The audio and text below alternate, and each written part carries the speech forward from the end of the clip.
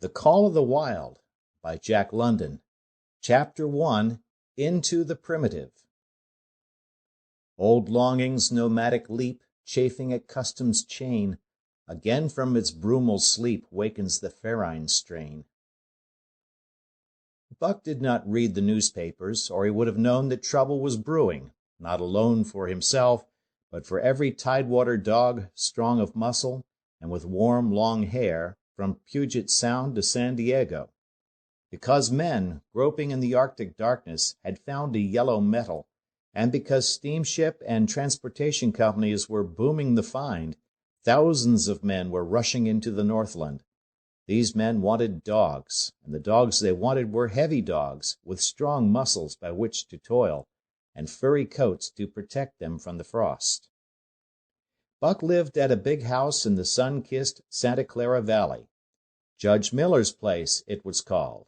It stood back from the road, half hidden among the trees, through which glimpses could be caught of the wide, cool veranda that ran around its four sides. The house was approached by graveled driveways which wound about through wide, spreading lawns and under the interlacing boughs of tall poplars. At the rear things were on even a more spacious scale than at the front. There were great stables where a dozen grooms and boys held forth, rows of vine-clad servants' cottages, an endless and orderly array of outhouses, long grape arbors, green pastures, orchards, and berry patches. Then there was the pumping plant for the artesian well, and the big cement tank where Judge Miller's boys took their morning plunge and kept cool in the hot afternoon. And over this great domain Buck ruled. Here he was born, and here he had lived the 4 years of his life. It was true there were other dogs. There could not but be other dogs on so vast a place, but they did not count. They came and went, resided in the populous kennels, or lived obscurely in the recesses of the house after the fashion of Toots, the Japanese pug, or Isabel, the Mexican hairless. Strange creatures that rarely put nose out of doors or set foot to ground.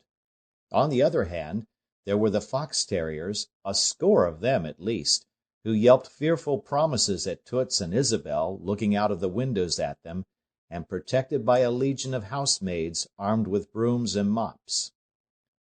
But Buck was neither house dog nor kennel dog. The whole realm was his. He plunged into the swimming tank or went hunting with the judge's sons. He escorted Molly and Alice, the judge's daughters, on long twilight or early morning rambles. On wintry nights he lay at the judge's feet before the roaring library fire. He carried the judge's grandsons on his back, or rolled them in the grass, and guarded their footsteps through wild adventures down to the fountain in the stable yard, and even beyond, where the paddocks were, and the berry patches. Among the terriers he stalked imperiously, and Toots and Isabel he utterly ignored, for he was king. King over all creeping, crawling, flying things of Judge Miller's place, humans included. His father, Elmo, a huge St. Bernard, had been the judge's inseparable companion, and Buck bid fair to follow in the way of his father. He was not so large. He weighed only 140 pounds, for his mother, Shep, had been a Scotch shepherd dog. Nevertheless, 140 pounds, to which was added the dignity that comes of good living and universal respect, enabled him to carry himself in right royal fashion. During the 4 years since his puppyhood, he had lived the life of a sated aristocrat. He had a fine pride in himself, was even a trifle egotistical, as country gentlemen sometimes become because of their insular situation. But he had saved himself by not becoming a mere pampered house dog. Hunting and kindred outdoor delights had kept down the fat and hardened his muscles, and to him, as to the cold tubbing races, the love of water had been a tonic and a health preserver. And this was the manner of dog Buck was in the fall of 1897, when the Klondike strike dragged men from all the world into the frozen north. But Buck did not read the newspapers, and he did not know that Manuel, one of the gardener's helpers, was an undesirable acquaintance. Manuel had one besetting sin. He loved to play Chinese lottery. Also, in his gambling, he had one besetting weakness, faith in a system, and this made his damnation certain. For to play a system requires money, while the wages of a gardener's helper do not lap over the needs of a wife and numerous progeny. The judge was at a meeting of the Raisin Growers Association, and the boys were busy organizing an athletic club on the memorable night of Manuel's treachery.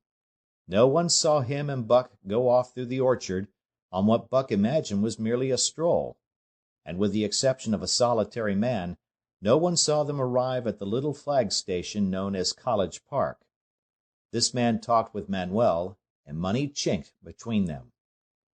"You might wrap up the goods before you deliver 'em," the stranger said gruffly, and Manuel doubled a piece of stout rope around Buck's neck under the collar.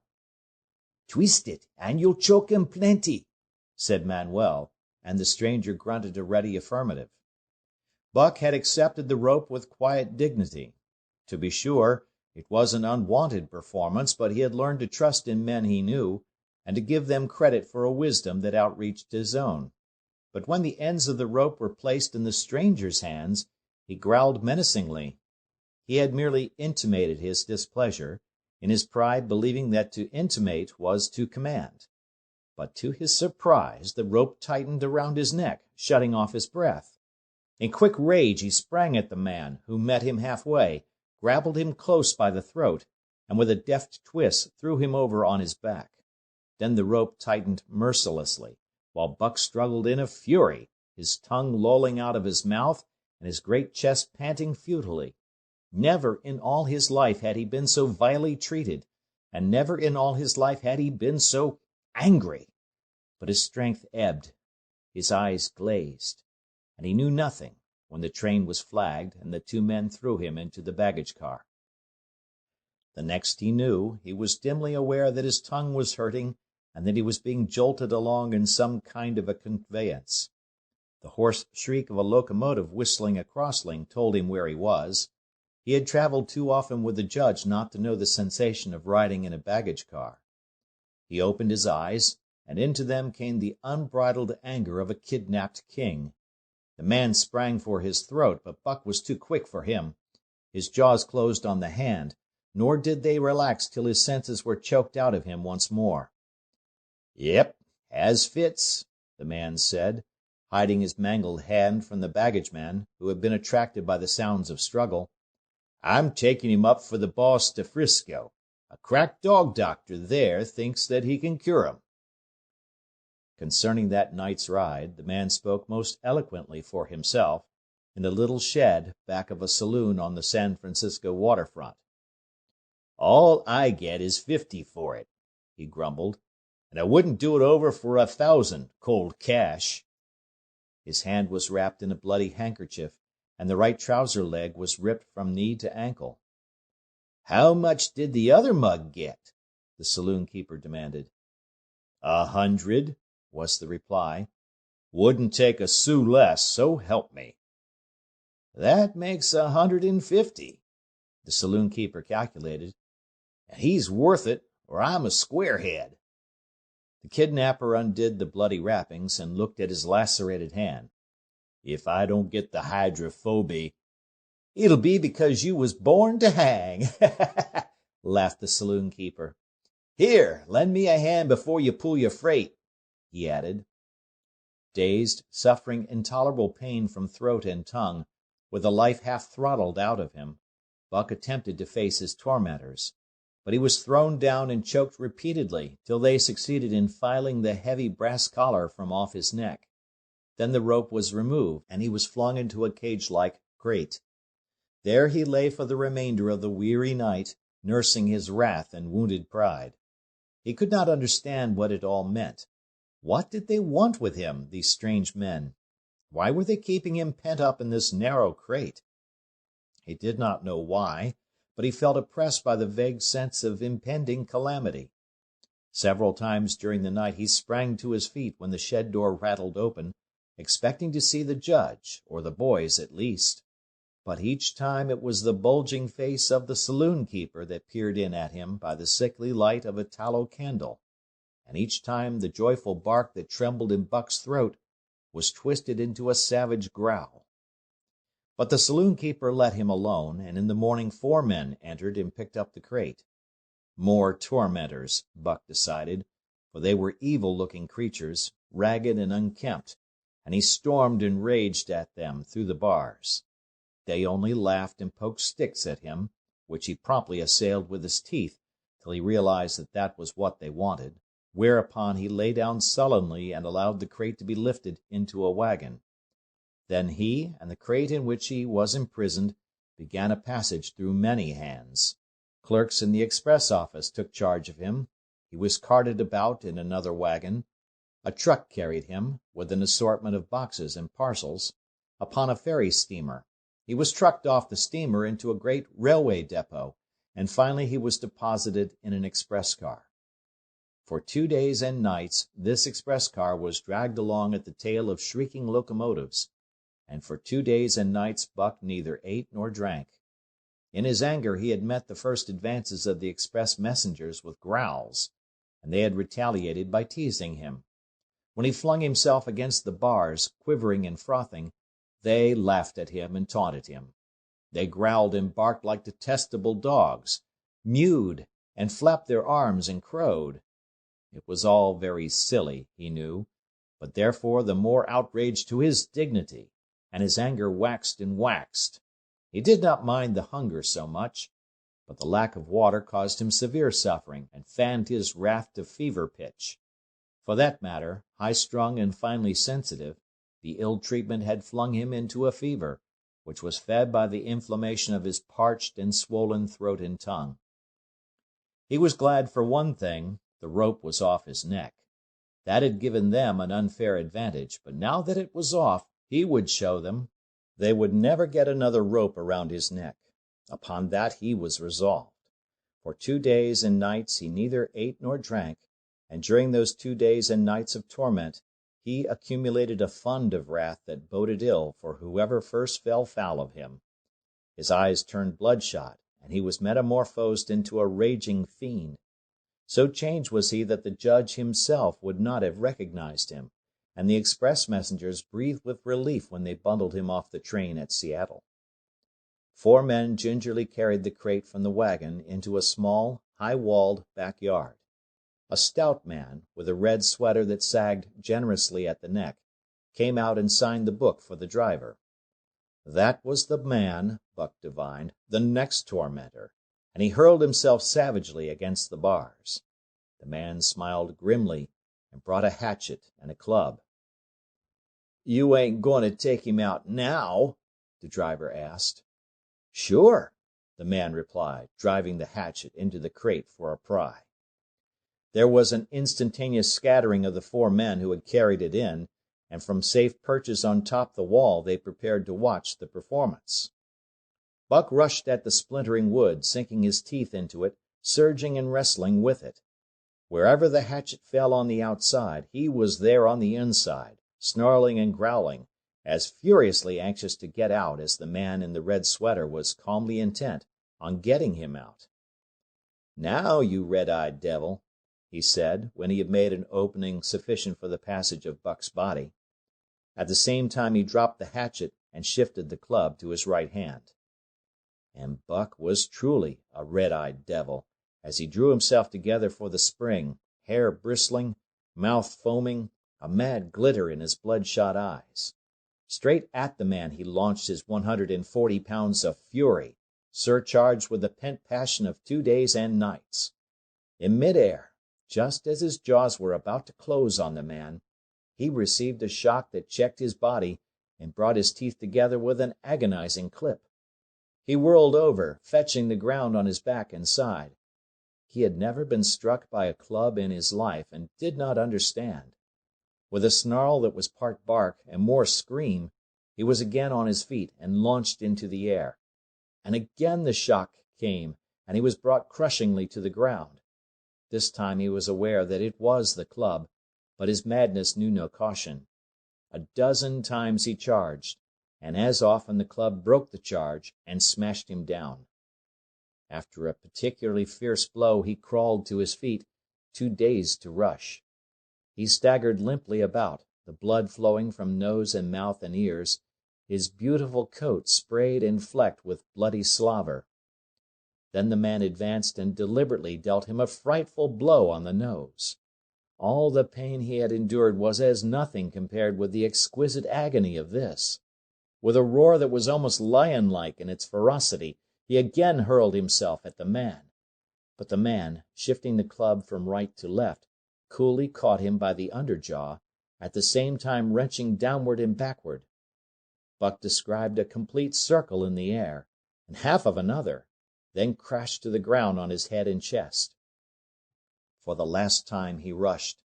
The man struck the shrewd blow he had purposely withheld for so long, and Buck crumpled up and went down, knocked utterly senseless. "He's no slouch at dog-breaking, that's what I say," one of the men on the wall cried enthusiastically. "'Druther break cayuses any day, and twice on Sundays," was the reply of the driver as he climbed on the wagon and started the horses. Buck's senses came back to him, but not his strength.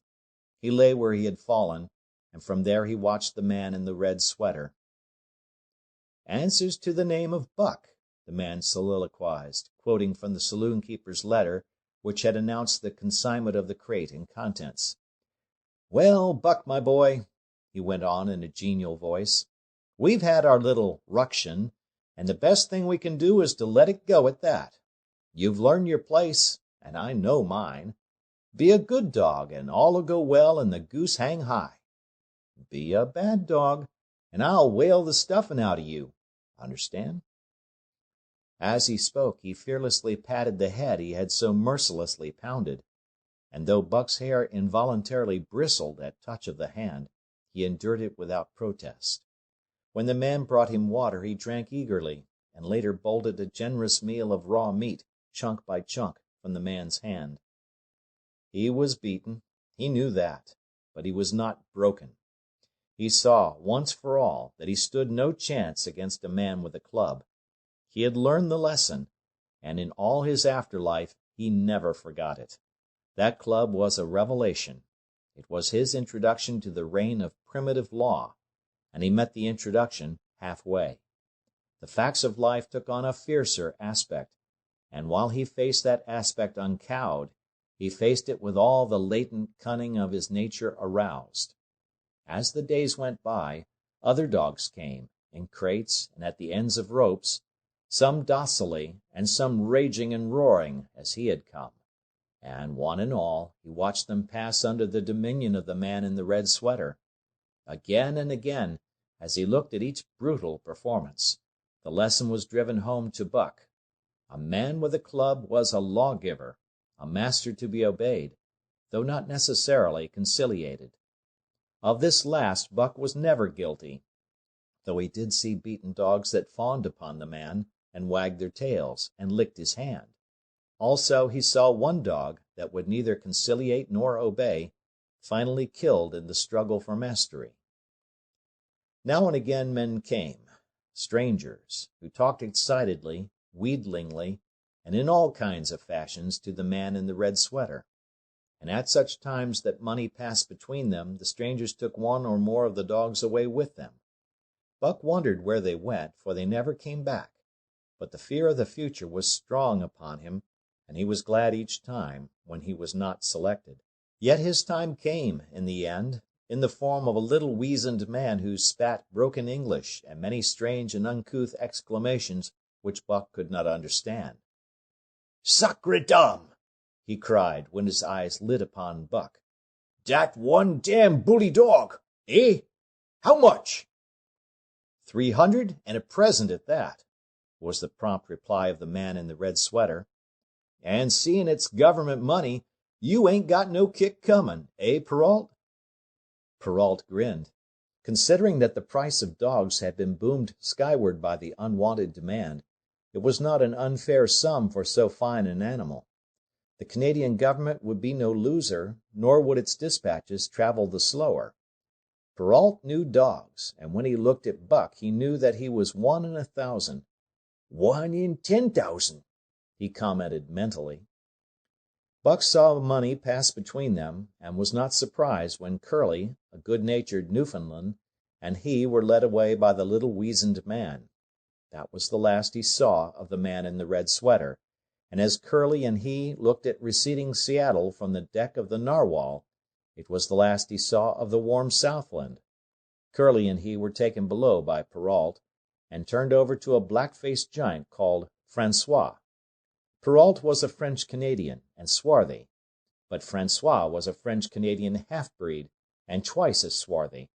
They were a new kind of men to Buck, of which he was destined to see many more, and while he developed no affection for them, he none the less grew honestly to respect them. He speedily learned that Perrault and Francois were fair men, calm and impartial in administering justice, and too wise in the ways of dogs to be fooled by dogs. In the 'tween decks of the Narwhal, Buck and Curly joined two other dogs. One of them was a big, snow-white fellow from Spitzbergen, who had been brought away by a whaling captain, and who had later accompanied a geological survey into the Barrens. He was friendly, in a treacherous sort of way, smiling into one's face the while he meditated some underhand trick, as, for instance, when he stole from Buck's food at the first meal. As Buck sprang to punish him, the lash of Francois's whip sang through the air, reaching the culprit first, and nothing remained to Buck but to recover the bone. That was fair of Francois, he decided, and the half-breed began his rise in Buck's estimation. The other dog made no advances, nor received any. Also, he did not attempt to steal from the newcomers. He was a gloomy, morose fellow, and he showed Curly plainly that all he desired was to be left alone, and further, that there would be trouble if he were not left alone. Dave, he was called, and he ate and slept, or yawned between times, and took interest in nothing, not even when the Narwhal crossed Queen Charlotte Sound and rolled and pitched and bucked like a thing possessed. When Buck and Curly grew excited, half wild with fear, he raised his head as though annoyed, favored them with an incurious glance, yawned, and went to sleep again. Day and night the ship throbbed through the tireless pulse of the propeller, and though one day was very like another, it was apparent to Buck that the weather was steadily growing colder. At last, one morning, the propeller was quiet, and the Narwhal was pervaded with an atmosphere of excitement. He felt it, as did the other dogs, and knew that a change was at hand. Francois leashed them and brought them on deck. At the first step upon the cold surface, Buck's feet sank into a white mushy something very like mud. He sprang back with a snort. More of this white stuff was falling through the air. He shook himself, but more of it fell upon him. He sniffed it curiously, then licked some up on his tongue. It bit like fire, and the next instant was gone. This puzzled him. He tried it again, with the same result. The onlookers laughed uproariously, and he felt ashamed, he knew not why, for it was his first snow. End of Chapter 1. Chapter 2. The Law of Club and Fang. Buck's first day on the Dyea beach was like a nightmare. Every hour was filled with shock and surprise. He had been suddenly jerked from the heart of civilization and flung into the heart of things primordial. No lazy, sun-kissed life was this, with nothing to do but loaf and be bored. Here was neither peace, nor rest, nor a moment's safety. All was confusion and action, and every moment life and limb were in peril. There was imperative need to be constantly alert, for these dogs and men were not town dogs and men. They were savages, all of them, who knew no law but the law of club and fang. He had never seen dogs fight as these wolfish creatures fought, and his first experience taught him an unforgettable lesson. It is true it was a vicarious experience, else he would not have lived to profit by it. Curly was the victim. They were camped near the log store, where she, in her friendly way, made advances to a husky dog the size of a full-grown wolf, though not half so large as she. There was no warning, only a leap in like a flash, a metallic clip of teeth, a leap out equally swift, and Curly's face was ripped open from eye to jaw. It was the wolf manner of fighting, to strike and leap away, but there was more to it than this. 30 or 40 huskies ran to the spot and surrounded the combatants in an intent and silent circle. Buck did not comprehend that silent intentness, nor the eager way with which they were licking their chops. Curly rushed her antagonist, who struck again and leaped aside. He met her next rush with his chest in a peculiar fashion that tumbled her off her feet. She never regained them. This was what the onlooking huskies had waited for. They closed in upon her, snarling and yelping, and she was buried, screaming with agony, beneath the bristling mass of bodies. So sudden was it, and so unexpected, that Buck was taken aback. He saw Spitz run out his scarlet tongue in a way he had of laughing, and he saw Francois, swinging an axe, spring into the mess of dogs. 3 men with clubs were helping him to scatter them. It did not take long. 2 minutes from the time Curly went down, the last of her assailants were clubbed off, but she lay there limp and lifeless in the bloody, trampled snow, almost literally torn to pieces, the swart half-breed standing over her and cursing horribly. The scene often came back to Buck to trouble him in his sleep. So that was the way. No fair play. Once down, that was the end of you. Well, he would see to it that he never went down. Spitz ran out his tongue and laughed again, and from that moment Buck hated him with a bitter and deathless hatred. Before he had recovered from the shock caused by the tragic passing of Curly, he received another shock. Francois fastened upon him an arrangement of straps and buckles. It was a harness such as he had seen the grooms put on the horses at home, and as he had seen horses work, so he was set to work, hauling Francois on a sled to the forest that fringed the valley, and returning with a load of firewood. Though his dignity was sorely hurt by thus being made a draft animal, he was too wise to rebel. He buckled down with a will and did his best, though it was all new and strange. Francois was stern, demanding instant obedience, and by virtue of his whip receiving instant obedience, while Dave, who was an experienced wheeler, nipped Buck's hindquarters whenever he was in error. Spitz was the leader, likewise experienced, and while he could not always get at Buck, he growled sharp reproof now and again, or cunningly threw his weight in the traces to jerk Buck into the way he should go. Buck learned easily, and under the combined tuition of his 2 mates and Francois, made remarkable progress.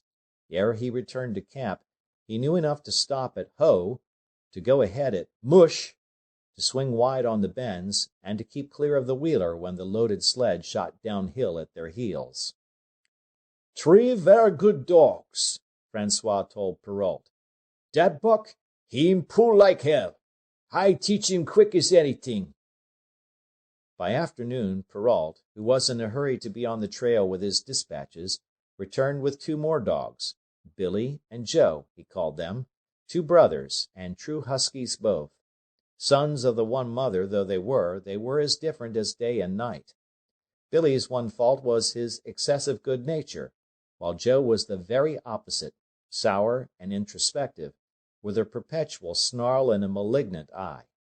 Buck received them in comradely fashion. Dave ignored them, while Spitz proceeded to thrash first one and then the other. Billy wagged his tail appeasingly, turned to run when he saw that appeasement was of no avail, and cried, still appeasingly, when Spitz's sharp teeth scored his flank. But no matter how Spitz circled, Joe whirled around on his heels to face him, mane bristling, ears laid back, lips writhing and snarling, jaws clipping together as fast as he could snap, and eyes diabolically gleaming, the incarnation of belligerent fear. So terrible was his appearance that Spitz was forced to forego disciplining him, but to cover his own discomfiture he turned upon the inoffensive and wailing Billy and drove him to the confines of the camp. By evening Perrault secured another dog, an old husky, long and lean and gaunt, with a battle-scarred face and a single eye which flashed a warning of prowess that commanded respect. He was called Sol-leks, which means the angry one. Like Dave, he asked nothing, gave nothing, expected nothing, and when he marched slowly and deliberately into their midst, even Spitz left him alone. He had one peculiarity which Buck was unlucky enough to discover. He did not like to be approached on his blind side.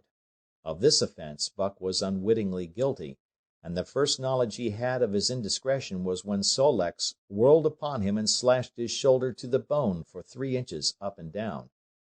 Forever after, Buck avoided his blind side, and to the last of their comradeship had no more trouble.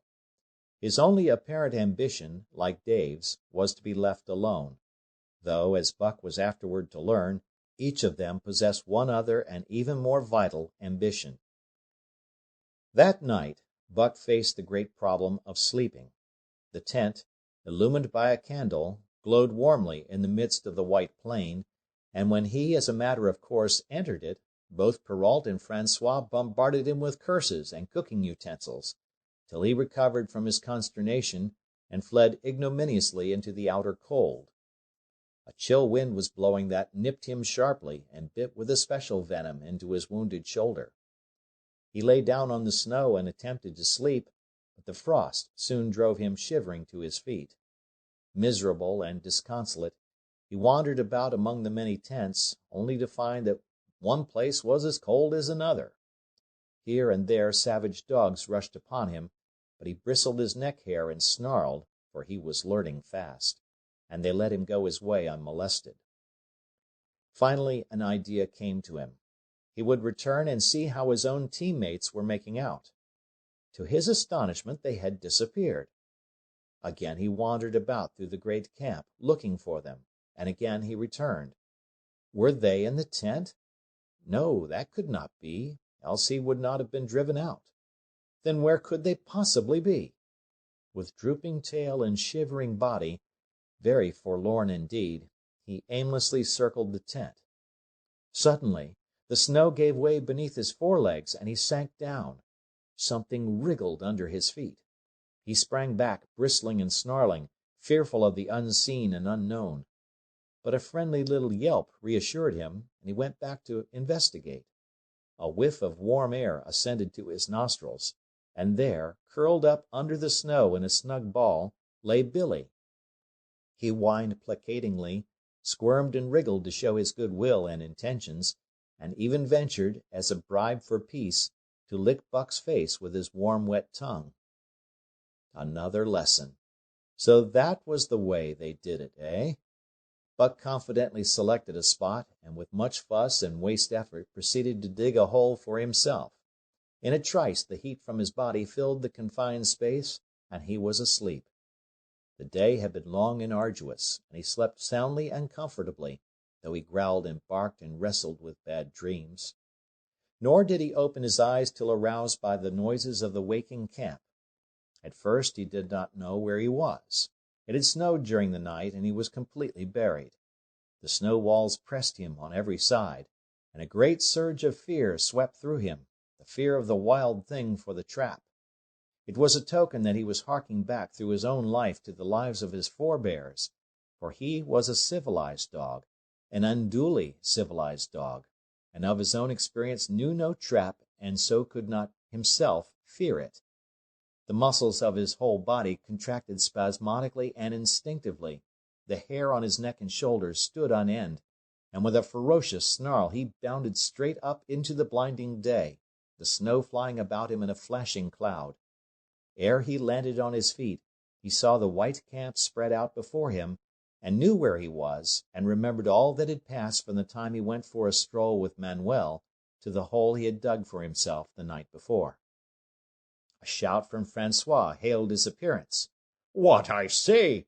the dog driver cried to Perrault. "Dat Buck for sure learn quick as anything." Perrault nodded gravely. As courier for the Canadian government, bearing important dispatches, he was anxious to secure the best dogs, and he was particularly gladdened by the possession of Buck. 3 more huskies were added to the team inside an hour, making a total of 9, and before another quarter of an hour had passed, they were in harness and swinging up the trail toward the Daya Canyon. Buck was glad to be gone, and though the work was hard, he found he did not particularly despise it. He was surprised at the eagerness which animated the whole team, and which was communicated to him. But still more surprising was the change wrought in Dave and Sol-leks. They were new dogs, utterly transformed by the harness. All passiveness and unconcern had dropped from them. They were alert and active, anxious that the work should go well, and fiercely irritable with whatever, by delay or confusion, retarded that work. The toil of the traces seemed the supreme expression of their being, and all that they lived for, and the only thing in which they took delight. Dave was wheeler, or sled dog. Pulling in front of him was Buck. Then came Sol-leks. The rest of the team was strung out ahead, single file, to the leader, which position was filled by Spitz. Buck had been purposely placed between Dave and Sol-leks so that he might receive instruction. Apt scholar that he was, they were equally apt teachers, never allowing him to linger long in error, and enforcing their teaching with their sharp teeth. Dave was fair and very wise. He never nipped Buck without cause, and he never failed to nip him when he stood in need of it. As Francois's whip backed him up, Buck found it to be cheaper to mend his ways than to retaliate. Once, during a brief halt, when he got tangled in the traces and delayed the start, both Dave and Sol-leks flew at him and administered a sound trouncing. The resulting tangle was even worse, but Buck took good care to keep the traces clear thereafter, and ere the day was done, so well had he mastered his work, his mates about ceased nagging him. Francois's whip snapped less frequently, and Perrault even honored Buck by lifting up his feet and carefully examining them. It was a hard day's run up the canyon, through Sheep Camp, past the scales and the timberline, across glaciers and snowdrifts hundreds of feet deep, and over the great Chilkoot Divide, which stands between the salt water and the fresh, and guards forbiddingly the sad and lonely north. They made good time down the chain of lakes which fills the craters of extinct volcanoes, and late that night pulled into the huge camp at the head of Lake Bennett, where thousands of gold seekers were building boats against the breakup of the ice in the spring. Buck made his hole in the snow and slept the sleep of the exhausted just, but all too early was routed out in the cold darkness and harnessed with his mates to the sled. That day they made 40 miles, the trail being packed, but the next day, and for many days to follow, they broke their own trail, worked harder, and made poorer time. As a rule, Perrault traveled ahead of the team, packing the snow with webbed shoes to make it easier for them. Francois, guiding the sled at the gee-pole, sometimes exchanged places with him, but not often. Perrault was in a hurry, and he prided himself on his knowledge of ice, which knowledge was indispensable, for the fall ice was very thin, and where there was swift water, there was no ice at all. Day after day, for days unending, Buck toiled in the traces. Always they broke camp in the dark, and the first gray of dawn found them hitting the trail with fresh miles reeled off behind them. And always they pitched camp after dark, eating their bit of fish and crawling to sleep into the snow. Buck was ravenous. The pound and a half of sun-dried salmon, which was his ration for each day, seemed to go nowhere. He never had enough, and suffered from perpetual hunger pangs. Yet the other dogs, because they weighed less and were born to the life, received a pound only of the fish, and managed to keep in good condition. He swiftly lost the fastidiousness which had characterized his old life. A dainty eater, he found that his mates, finishing first, robbed him of his unfinished ration. There was no defending it. While he was fighting off 2 or 3, it was disappearing down the throats of the others. To remedy this, he ate as fast as they, and, so greatly did hunger compel him, he was not above taking what did not belong to him. He watched and learned. When he saw Pike, one of the new dogs, a clever malingerer and thief, slyly steal a slice of bacon when Perrault's back was turned, he duplicated the performance the following day, getting away with the whole chunk. A great uproar was raised, but he was unsuspected, while Dub, an awkward blunderer who was always getting caught, was punished for Buck's misdeed. This first theft marked Buck as fit to survive in the hostile Northland environment. It marked his adaptability, his capacity to adjust himself to changing conditions, the lack of which would have meant swift and terrible death. It marked further the decay or going to pieces of his moral nature, a vain thing and a handicap in their ruthless struggle for existence.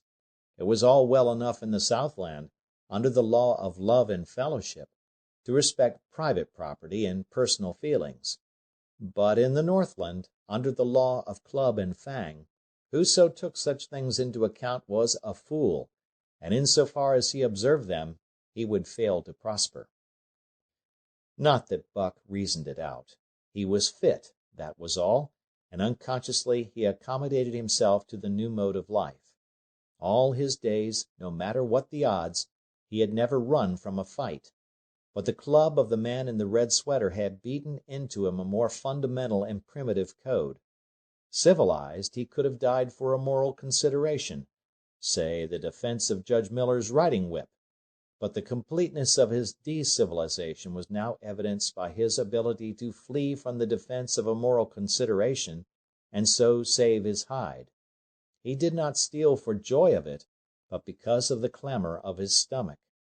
He did not rob openly, but stole secretly and cunningly, out of respect for club and fang. In short, the things he did were done because it was easier to do them than not to do them. His development, or retrogression, was rapid. His muscles became hard as iron, and he grew callous to all ordinary pain. He achieved an internal as well as external economy. He could eat anything, no matter how loathsome or indigestible, and, once eaten, the juices of his stomach extracted the least particle of nutriment, and his blood carried it to the farthest reaches of his body, building it into the toughest and stoutest of tissues. Sight and scent became remarkably keen, while his hearing developed such acuteness that in his sleep he heard the faintest sound and knew whether it heralded peace or peril. He learned to bite the ice out with his teeth when it collected between his toes, and when he was thirsty and there was a thick scum of ice over the water hole, he would break it by rearing and striking it with stiff forelegs. His most conspicuous trait was an ability to scent the wind and forecast it a night in advance. No matter how breathless the air when he dug his nest by tree or bank, the wind that later blew inevitably found him to leeward, sheltered and snug. And not only did he learn by experience, but instincts long dead became alive again. The domesticated generations fell from him. In vague ways he remembered back to the youth of the breed, to the time the wild dogs ranged in packs through the primeval forest and killed their meat as they ran it down. It was no task for him to learn to fight with cut and slash and the quick wolf snap. In this manner had fought forgotten ancestors. They quickened the old life within him, and the old tricks which they had stamped into the heredity of the breed were his tricks. They came to him without effort or discovery, as though they had been his always. And when, on the still cold nights, he pointed his nose at a star and howled long and wolf-like, it was his ancestors, dead and dust, pointing nose at star and howling down through the centuries and through him. And his cadences were their cadences, the cadences which voiced their woe and what to them was the meaning of the stiffness and the cold and dark. Thus, as token of what a puppet thing life is, the ancient song surged through him, and he came into his own again. And he came because men had found a yellow metal in the north, and because Manuel was a gardener's helper whose wages did not lap over the needs of his wife and divers small copies of himself. End of Chapter 2. Chapter 3. The Dominant Primordial Beast. The dominant primordial beast was strong in Buck, and under the fierce conditions of trail life it grew and grew. Yet it was a secret growth. His newborn cunning gave him poise and control. He was too busy adjusting himself to the new life to feel at ease, and not only did he not pick fights, but he avoided them whenever possible. A certain deliberateness characterized his attitude. He was not prone to rashness and precipitate action, and in the bitter hatred between him and Spitz he betrayed no impatience, shunned all offensive acts. On the other hand, possibly because he divined in Buck a dangerous rival, Spitz never lost an opportunity of showing his teeth. He even went out of his way to bully Buck, striving constantly to start the fight which could end only in the death of one or the other. Early in the trip this might have taken place had it not been for an unwonted accident. At the end of this day they made a bleak and miserable camp on the shore of Lake-le-Barge. Driving snow, a wind that cut like a white-hot knife, and darkness had forced them to grope for a camping-place. They could hardly have fared worse. At their backs rose a perpendicular wall of rock, and Perrault and François were compelled to make their fire and spread their sleeping robes on the ice of the lake itself. The tent they had discarded at Dyea in order to travel light. A few sticks of driftwood furnished them with a fire that thawed down through the ice and left them to eat supper in the dark. Close in under the sheltering rock Buck made his nest. So snug and warm was it that he was loath to leave it when François distributed the fish which he had first thawed over the fire. But when Buck finished his ration and returned, he found his nest occupied. A warning snarl told him that the trespasser was Spitz. Till now Buck had avoided trouble with his enemy, but this was too much. The beast in him roared.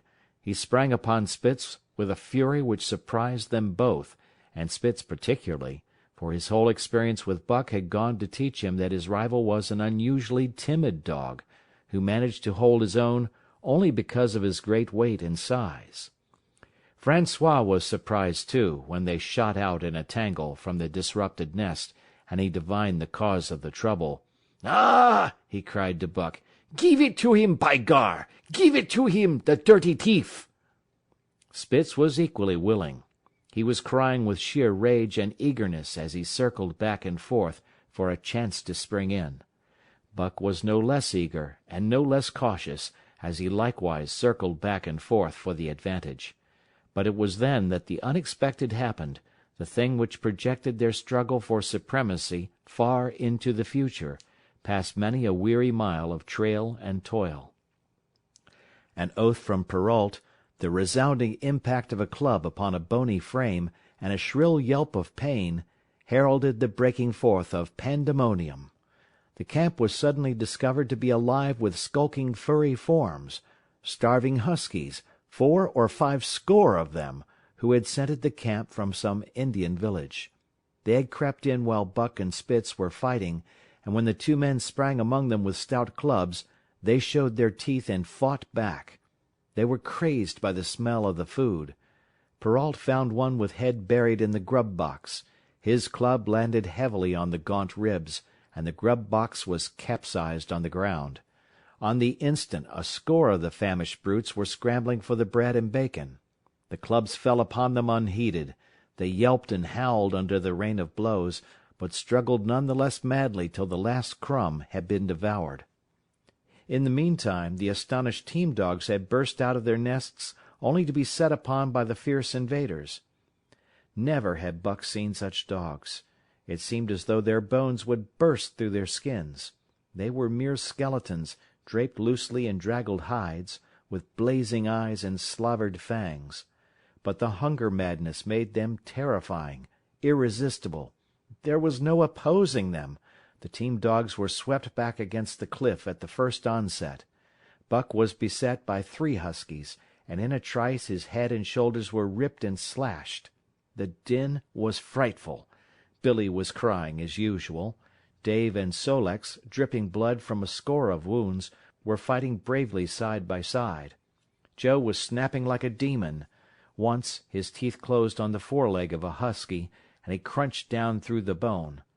Pike, the malingerer, leaped upon the crippled animal, breaking its neck with a quick flash of teeth and a jerk. Buck got a frothing adversary by the throat, and was sprayed with blood when his teeth sank through the jugular. The warm taste of it in his mouth goaded him to greater fierceness. He flung himself upon another, and at the same time felt teeth sink into his own throat. It was Spitz, treacherously attacking from the side. Perrault and Francois, having cleaned out their part of the camp, hurried to save their sled dogs. The wild wave of famished beasts rolled back before them, and Buck shook himself free, but it was only for a moment. The two men were compelled to run back to save the grub, upon which the huskies returned to the attack on the team. Billy, terrified into bravery, sprang through the savage circle and fled away over the ice. Pike and Dub followed on his heels, with the rest of the team behind. As Buck drew himself together to spring after them, out of the tail of his eye he saw Spitz rush upon him with the evident intention of overthrowing him. Once off his feet, and under that mass of huskies, there was no hope for him. But he braced himself to the shock of Spitz's charge, then joined the flight out on the lake. Later, the 9 team dogs gathered together and sought shelter in the forest. Though unpursued, they were in a sorry plight. There was not one who was not wounded in 4 or 5 places, while some were wounded grievously. Dub was badly injured in a hind leg. Dolly, the last husky added to the team at Dyea, had a badly torn throat. Joe had lost an eye, while Billy, the good-natured, with an ear chewed and rent to ribbons, cried and whimpered throughout the night. At daybreak they limped wearily back to camp, to find the marauders gone and the 2 men in bad tempers. Fully half their grub supply was gone. The huskies had chewed through the sled lashings and canvas coverings. In fact, nothing, no matter how remotely eatable, had escaped them. They had eaten a pair of Perrault's moose-hide moccasins, chunks out of the leather traces, and even 2 feet of lash from the end of Francois's whip. He broke from a mournful contemplation of it to look over his wounded dogs. "Ah, my friends," he said softly, "maybe it make you mad dog, dose many bites. Maybe all mad dog, sacre dame. What you think, Perrault?" The courier shook his head dubiously. With 400 miles of trail still between him and Dawson, he could ill afford to have madness break out among his dogs. 2 hours of cursing and exertion got the harnesses into shape, and the wound-stiffened team was under way, struggling painfully over the hardest part of the trail they had yet encountered, and for that matter, the hardest between them and Dawson. The 30-mile river was wide open.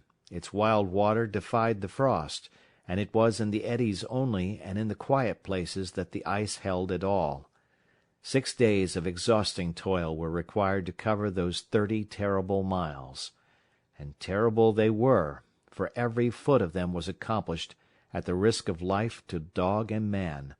A dozen times Perrault, nosing the way, broke through the ice bridges, being saved by the long pole he carried, which he so held that it fell each time across the hole made by his body. But a cold snap was on, the thermometer registering 50 below zero, and each time he broke through he was compelled for very life to build a fire and dry his garments. Nothing daunted him. It was because nothing daunted him that he had been chosen for government courier. He took all manner of risks, resolutely thrusting his little weazened face into the frost and struggling on from dim dawn to dark. He skirted the frowning shores on rim ice that bent and crackled underfoot, and upon which they dared not halt. Once the sled broke through, with Dave and Buck, and they were half frozen and all but drowned by the time they were dragged out. The usual fire was necessary to save them.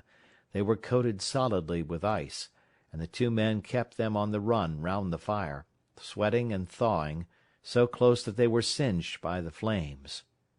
At another time Spitz went through, dragging the whole team after him up to Buck, who strained backward with all his strength, his forepaws on the slippery edge, and the ice quivering and snapping all around. But behind him was Dave, likewise straining backward, and behind the sled was Francois, pulling till his tendons cracked. Again the rim ice broke away before and behind, and there was no escape except up the cliff. Perrault scaled it by a miracle, while Francois prayed for just that miracle, and with every thong and sled lashing, and the last bit of harness rove into a long rope, the dogs were hoisted, one by one, to the cliff crest. Francois came up last, after the sled and load. Then came the search for a place to descend, which descent was ultimately made by the aid of the rope, and night found them back on the river with a quarter of a mile to the day's credit. By the time they made the Hootalingua and Good Ice, Buck was played out. The rest of the dogs were in like condition, but Perrault, to make up lost time, pushed them late and early. The first day they covered 35 miles to the Big Salmon. The next day 35 more to the Little Salmon. The third day 40 miles, which brought them well up toward the Five Fingers. Buck's feet were not so compact and hard as the feet of the huskies. His had softened during the many generations since the day his last wild ancestor was tamed by a cave-dweller or river-man. All day long he limped in agony, and camp once made, lay down like a dead dog. Hungry as he was, he would not move to receive his ration of fish, which Francois had to bring to him. Also, the dog-driver rubbed Buck's feet for half an hour each night after supper, and sacrificed the tops of his own moccasins to make 4 moccasins for Buck. This was a great relief, and Buck caused even the weazened face of Perrault to twist itself into a grin one morning, when Francois forgot the moccasins, and Buck lay on his back, his 4 feet waving appealingly in the air, and refused to budge without them. Later his feet grew hard to the trail, and the worn-out foot-gear was thrown away. At the Pelly one morning, as they were harnessing up, Dolly, who had never been conspicuous for anything, went suddenly mad. She announced her condition by a long, heart-breaking wolf howl that sent every dog bristling with fear, then sprang straight for Buck. He had never seen a dog go mad, nor did he have any reason to fear madness, yet he knew that here was horror, and fled away from it in a panic. Straight away he raced, with Dolly, panting and frothing, 1 leap behind, nor could she gain on him, so great was his terror, nor could he leave her, so great was her madness. He plunged through the wooded breast of the island, flew down to the lower end, crossed a back channel filled with rough ice to another island, gained a third island, curved back to the main river, and in desperation started to cross it. And all the time, though he did not look, he could hear her snarling just 1 leap behind. Francois called to him a quarter of a mile away, and he doubled back, still 1 leap ahead, gasping painfully for air, and putting all his faith in that Francois would save him. The dog-driver held the axe poised in his hand, and as Buck shot past him, the axe crashed down upon Mad Dolly's head. Buck staggered over against the sled, exhausted, sobbing for breath, helpless. This was Spitz's opportunity. He sprang upon Buck, and twice his teeth sank into his unresisting foe and ripped and tore the flesh to the bone. Then Francois's lash descended, and Buck had the satisfaction of watching Spitz receive the worst whipping as yet administered to any of the teams. "One devil, dat Spitz," remarked Perrault. "Some damn day him kill dat buck." "Dat buck 2 devils," was Francois's rejoinder. "All de time I watch dat buck I know for sure. Listen, some damn fine day him get mad like hell, and den him chew dat Spitz all up and spit him out on de snow. Sure, I know." From then on it was war between them. Spitz, as lead dog and acknowledged master of the team, felt his supremacy threatened by this strange Southland dog. And strange Buck was to him, for of the many Southland dogs he had known, not one had shown up worthily in camp and on trail. They were all too soft, dying under the toil, the frost, and starvation. Buck was the exception. He alone endured and prospered, matching the husky in strength, savagery, and cunning. Then he was a masterful dog, and what made him dangerous was the fact that the club of the man in the red sweater had knocked all blind pluck and rashness out of his desire for mastery. He was pre-eminently cunning, and could bide his time with a patience that was nothing less than primitive. It was inevitable that the clash for leadership should come. Buck wanted it. He wanted it because it was his nature, because he had been gripped tight by that nameless, incomprehensible pride of the trail and trace, that pride which holds dogs in the toil to the last gasp, which lures them to die joyfully in the harness, and breaks their hearts if they are cut out of the harness. This was the pride of Dave as wheel dog, of Sol-leks as he pulled with all his strength, the pride that laid hold of them at break of camp, transforming them from sour and sullen brutes into straining, eager, ambitious creatures, the pride that spurred them on all day and dropped them at pitch of camp at night, letting them fall back into gloomy unrest and uncontent. This was the pride that bore up Spitz and made him thrash the sled dogs who blundered and shirked in the traces, or hid away at harness-up time in the morning. Likewise, it was this pride that made him fear Buck as a possible lead dog, and this was Buck's pride, too. He openly threatened the other's leadership. He came between him and the shirks he should have punished, and he did it deliberately.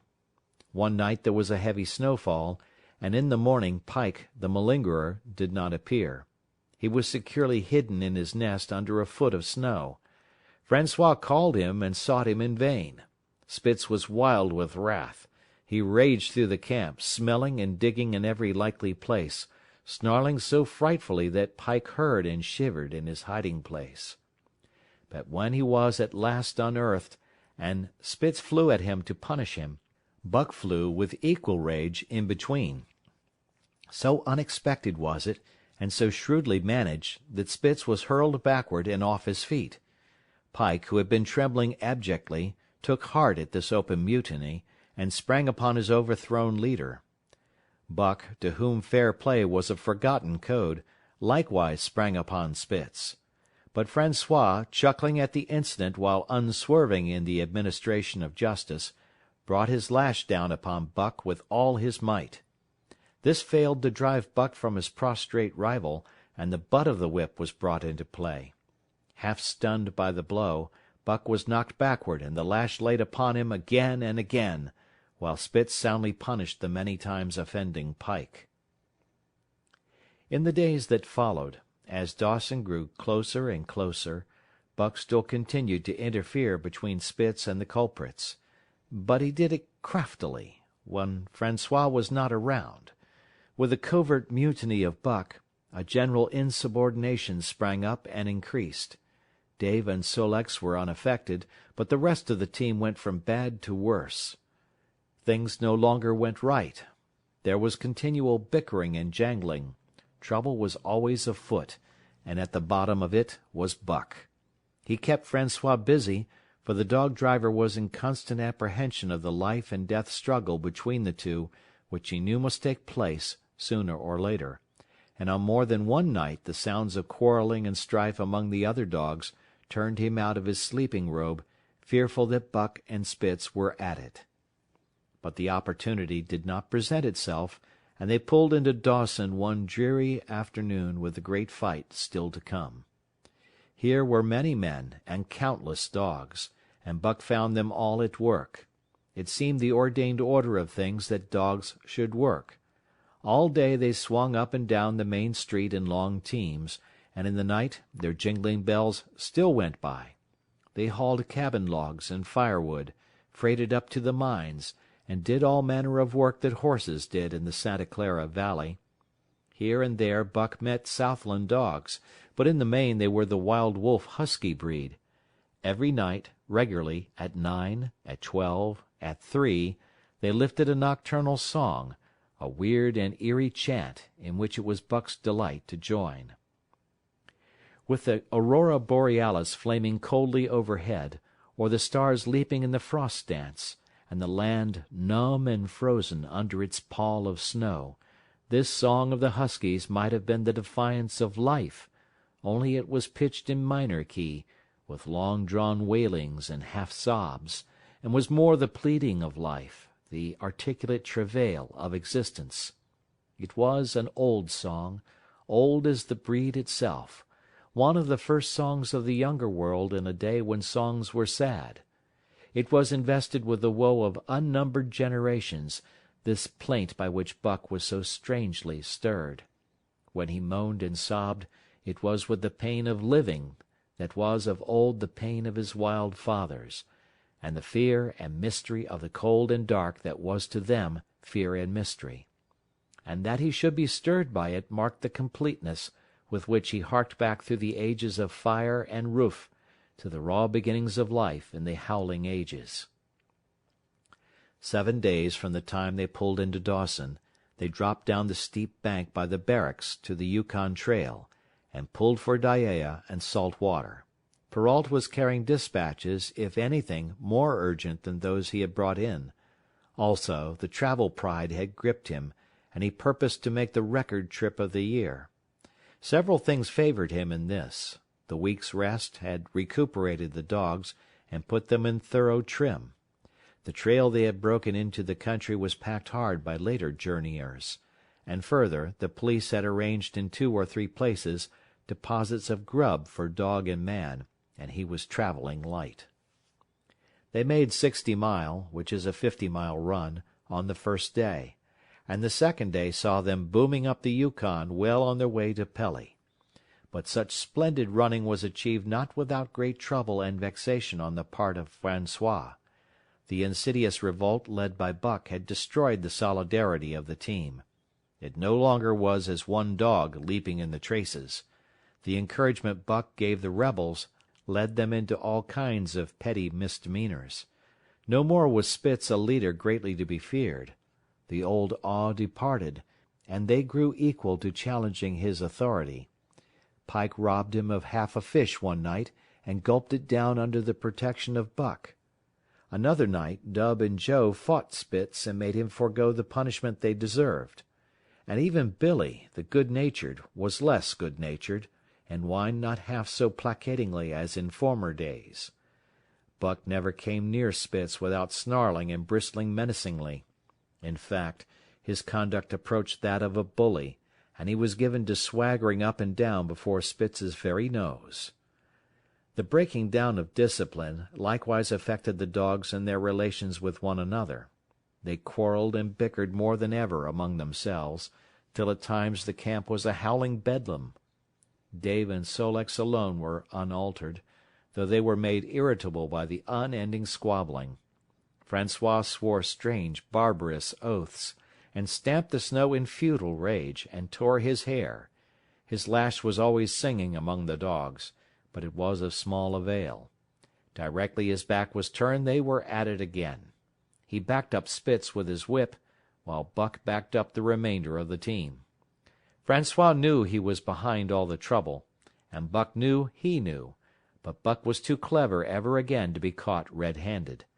He worked faithfully in the harness, for the toil had become a delight to him, yet it was a greater delight slyly to precipitate a fight amongst his mates and tangle the traces. At the mouth of the Tahkeena, one night after supper, Dub turned up a snowshoe rabbit, blundered it, and missed. In a second the whole team was in full cry. 100 yards away was a camp of the Northwest Police, with 50 dogs, huskies all, who joined the chase. The rabbit sped down the river, turned off into a small creek, up the frozen bed of which it held steadily.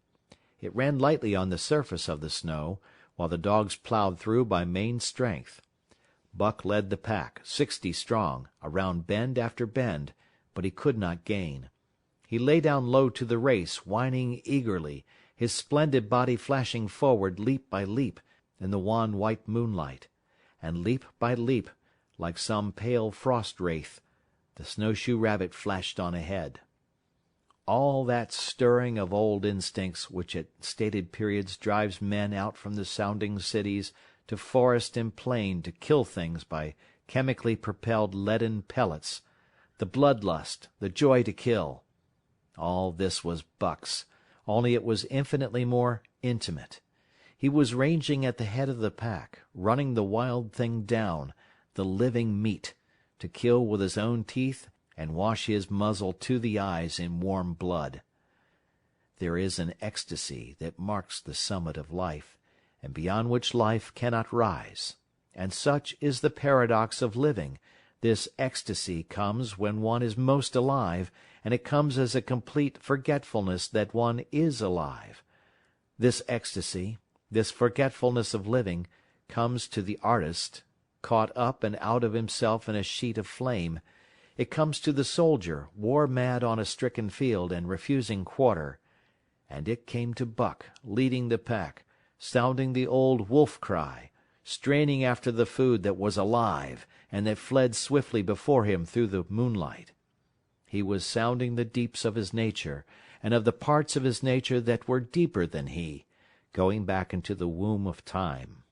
He was mastered by the sheer surging of life, the tidal wave of being, the perfect joy of each separate muscle, joint, and sinew, in that it was everything that was not death, that it was aglow and rampant, expressing itself in movement, flying exultantly under the stars and over the face of dead matter that did not move.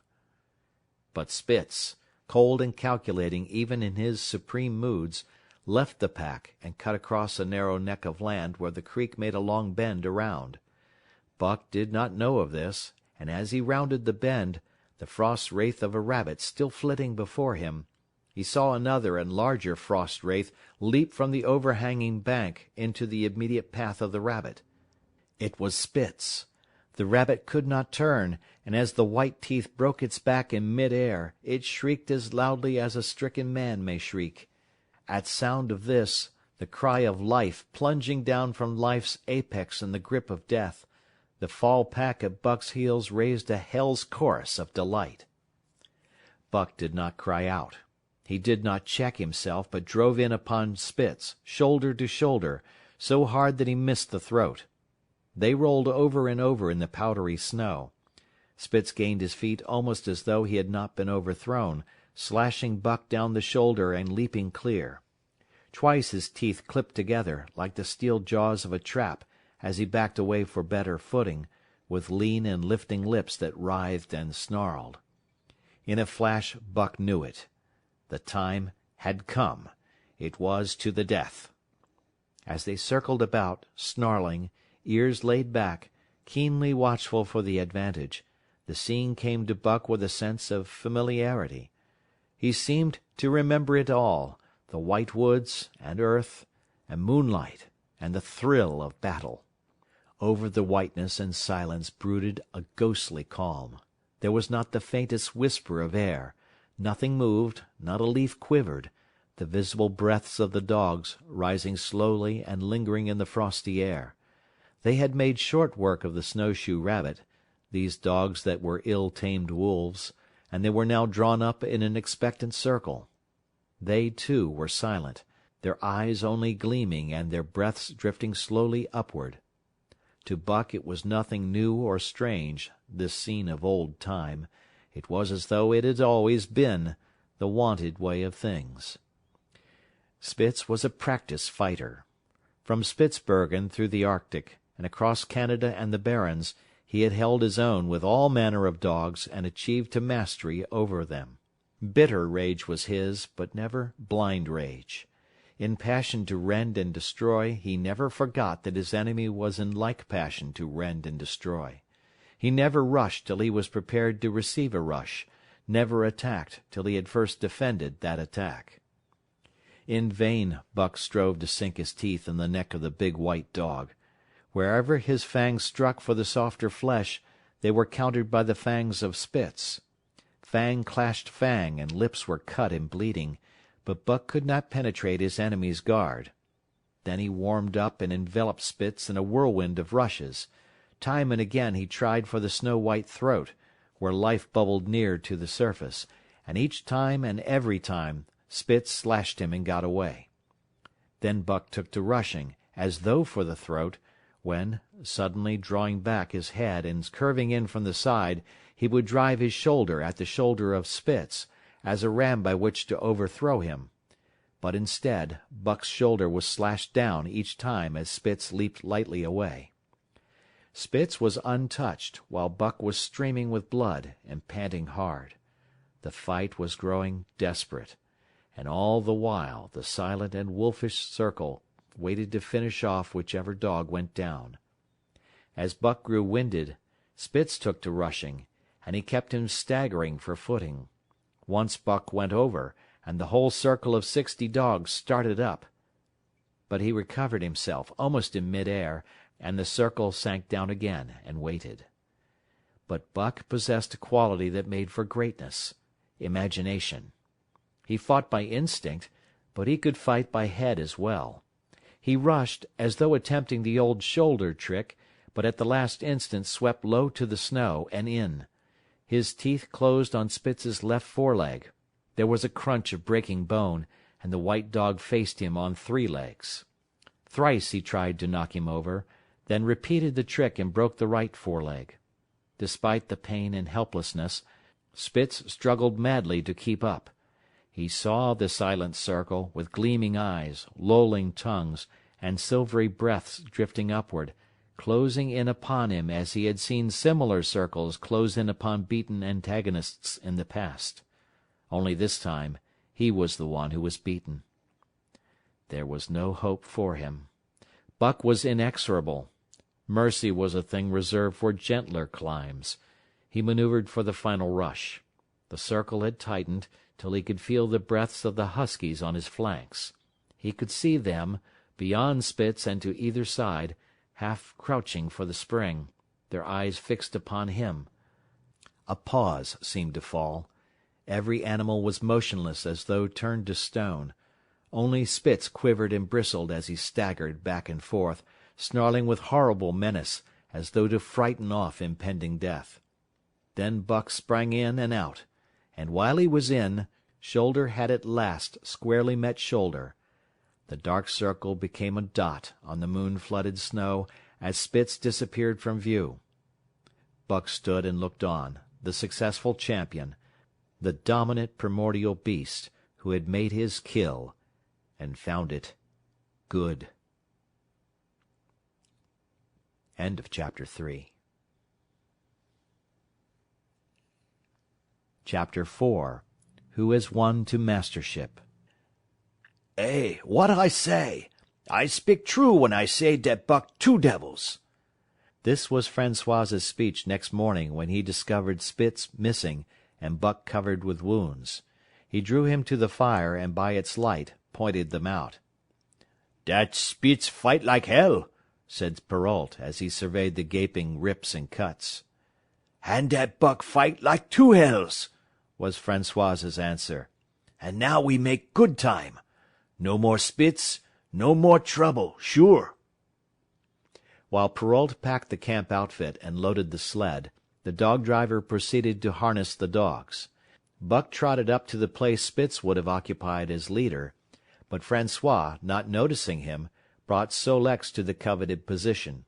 In his judgment, Sol-leks was the best lead dog left. Buck sprang upon Sol-leks in a fury, driving him back and standing in his place. "Eh? Eh!" Francois cried, slapping his thighs gleefully. "Look at dat Buck! Him kill dat Spitz, him think to take the job. Go way, Chook!" he cried, but Buck refused to budge. He took Buck by the scruff of the neck, and though the dog growled threateningly, dragged him to one side and replaced Sol-leks. The old dog did not like it, and showed plainly that he was afraid of Buck. Francois was obdurate, but when he turned his back, Buck again displaced Sol-leks, who was not at all unwilling to go. Francois was angry. "Now, by gar, I fix you!"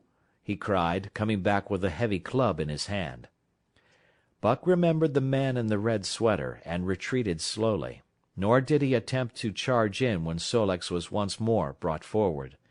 But he circled just beyond the range of the club, snarling with bitterness and rage, and while he circled, he watched the club so as to dodge it if thrown by Francois, for he was become wise in the way of clubs. The driver went about his work, and he called to Buck when he was ready to put him in his old place in front of Dave. Buck retreated 2 or 3 steps. Francois followed him up, whereupon he again retreated. After some time of this, Francois threw down the club, thinking that Buck feared a thrashing.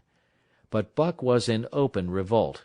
He wanted, not to escape a clubbing, but to have the leadership. It was his by right. He had earned it, and he would not be content with less. Perrault took a hand. Between them they ran him about for the better part of an hour. They threw clubs at him. He dodged. They cursed him, and his fathers and mothers before him, and all his seed to come after him down to the remotest generation, and every hair on his body and drop of blood in his veins. And he answered curse with snarl and kept out of their reach. He did not try to run away, but retreated around and around the camp, advertising plainly that when his desire was met, he would come in and be good. Francois sat down and scratched his head. Perrault looked at his watch and swore. Time was flying, and they should have been on the trail an hour gone. Francois scratched his head again. He shook it, and grinned sheepishly at the courier, who shrugged his shoulders in sign that they were beaten. Then Francois went up to where Sol-leks stood and called to Buck. Buck laughed, as dogs laugh, yet kept his distance. Francois unfastened Sol-leks' traces and put him back in his old place. The team stood harnessed to the sled in an unbroken line, ready for the trail. There was no place for Buck save at the front. Once more Francois called, and once more Buck laughed and kept away. "Throw down the club," Perrault commanded. Francois complied, whereupon Buck trotted in, laughing triumphantly, and swung around into position at the head of the team. His traces were fastened, the sled broken out, and with both men running they dashed out on to the river trail. Highly as the dog-driver had forevalued Buck, with his two devils, he found, while the day was yet young, that he had undervalued. At a bound Buck took up the duties of leadership, and where judgment was required, and quick thinking and quick acting, he showed himself the superior even of Spitz, of whom Francois had never seen an equal. But it was in giving the law and making his mates live up to it that Buck excelled. Dave and Sol-leks did not mind the change in leadership. It was none of their business. Their business was to toil, and toil mightily, in the traces. So long as that were not interfered with, they did not care what happened.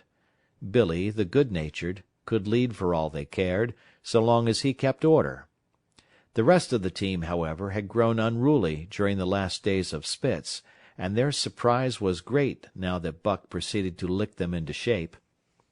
Pike, who pulled at Buck's heels, and who never put an ounce more of his weight against the breastband than he was compelled to do, was swiftly and repeatedly shaken for loafing, and ere the first day was done he was pulling more than ever before in his life.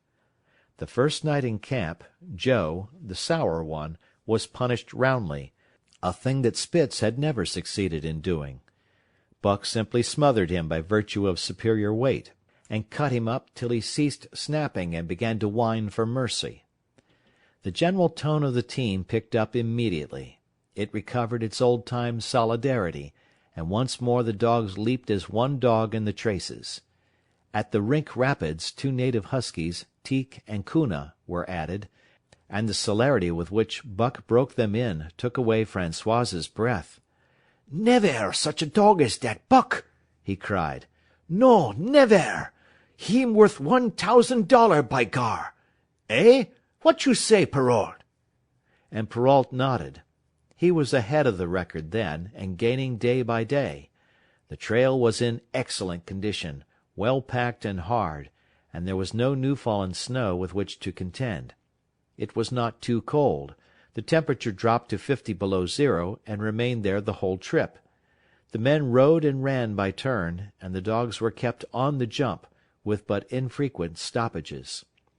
The 30-mile river was comparatively coated with ice, and they covered in one day going out what had taken them 10 days coming in. In one run they made a 60-mile dash from the foot of Lake LaBarge to the White Horse Rapids. Across Marsh, Tagish, and Bennett, 70 miles of lakes, they flew so fast that the man whose turn it was to run towed behind the sled at the end of a rope.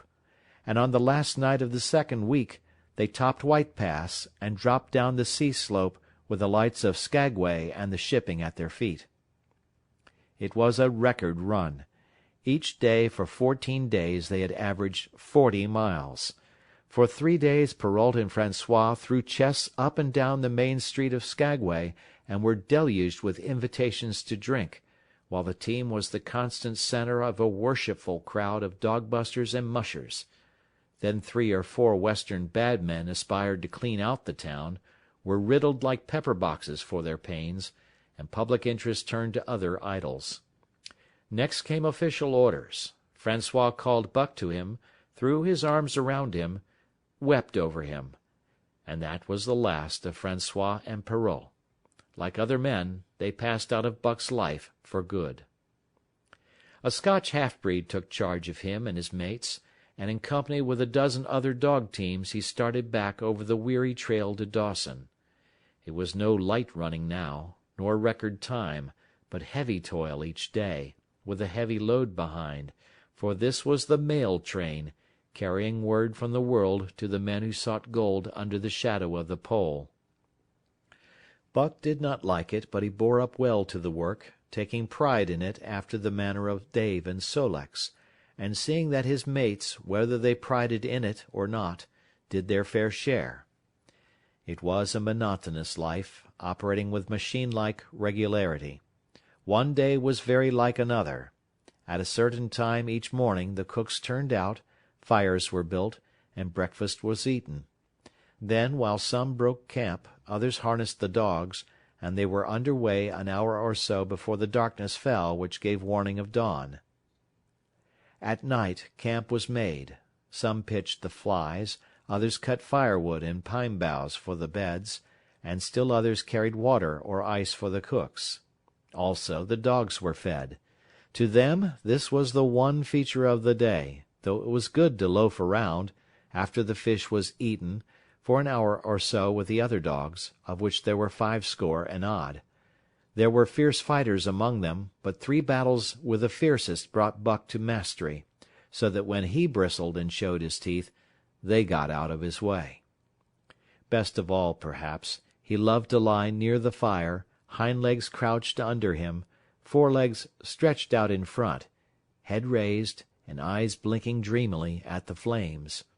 Sometimes he thought of Judge Miller's big house in the sun-kissed Santa Clara Valley, and of the cement swimming tank, and Isabel, the Mexican hairless, and Toots, the Japanese pug.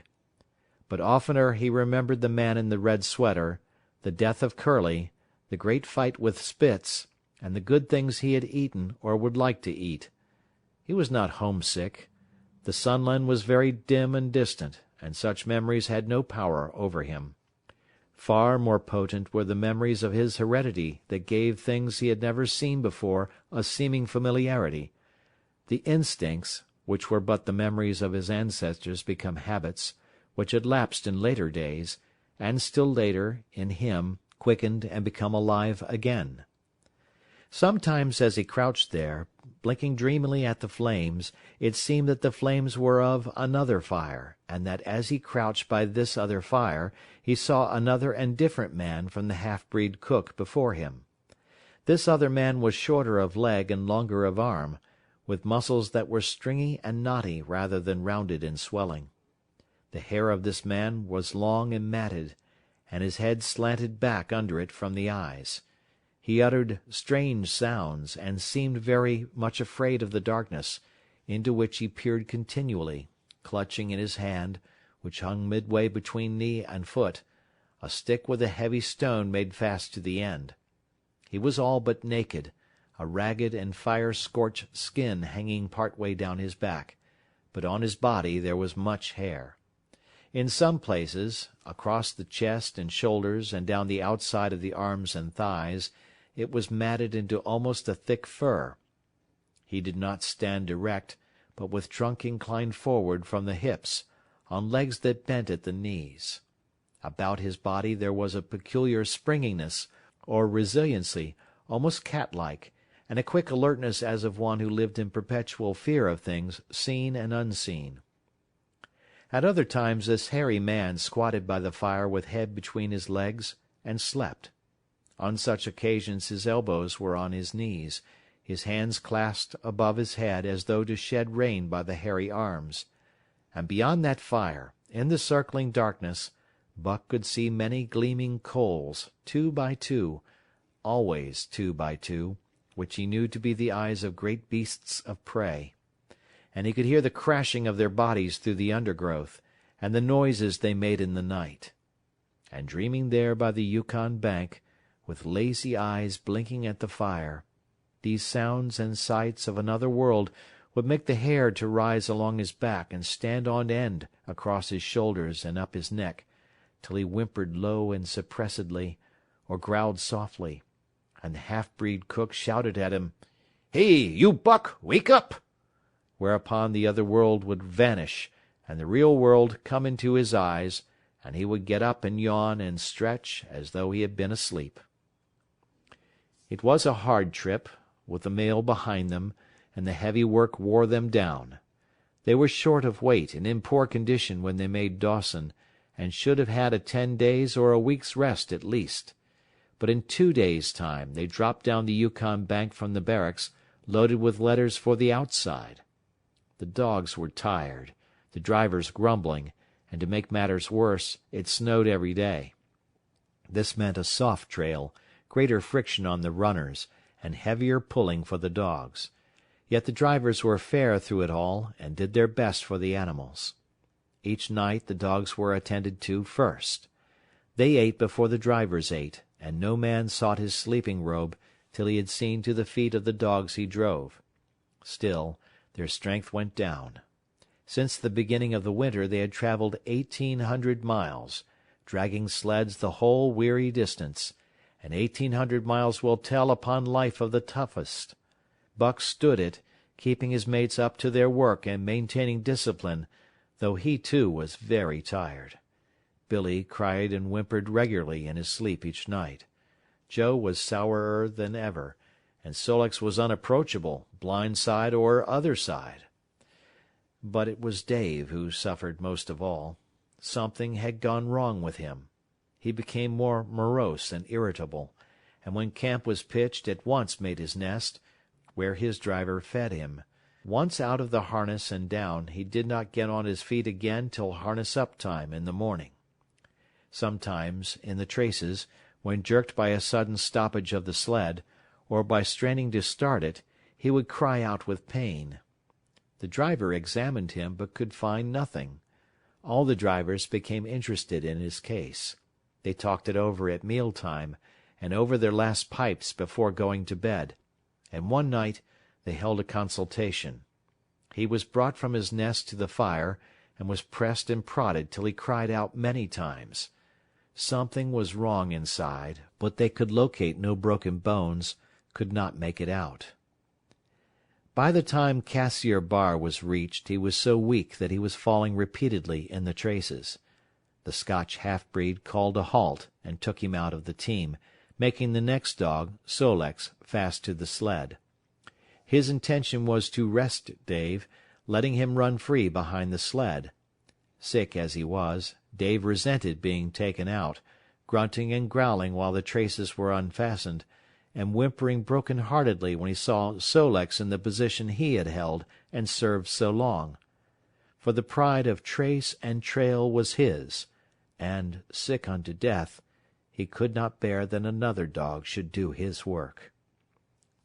When the sled started, he floundered in the soft snow alongside the beaten trail, attacking Sol-leks with his teeth, rushing against him and trying to thrust him off into the soft snow on the other side, striving to leap inside his traces and get between him and the sled, and all the while whining and yelping and crying with grief and pain.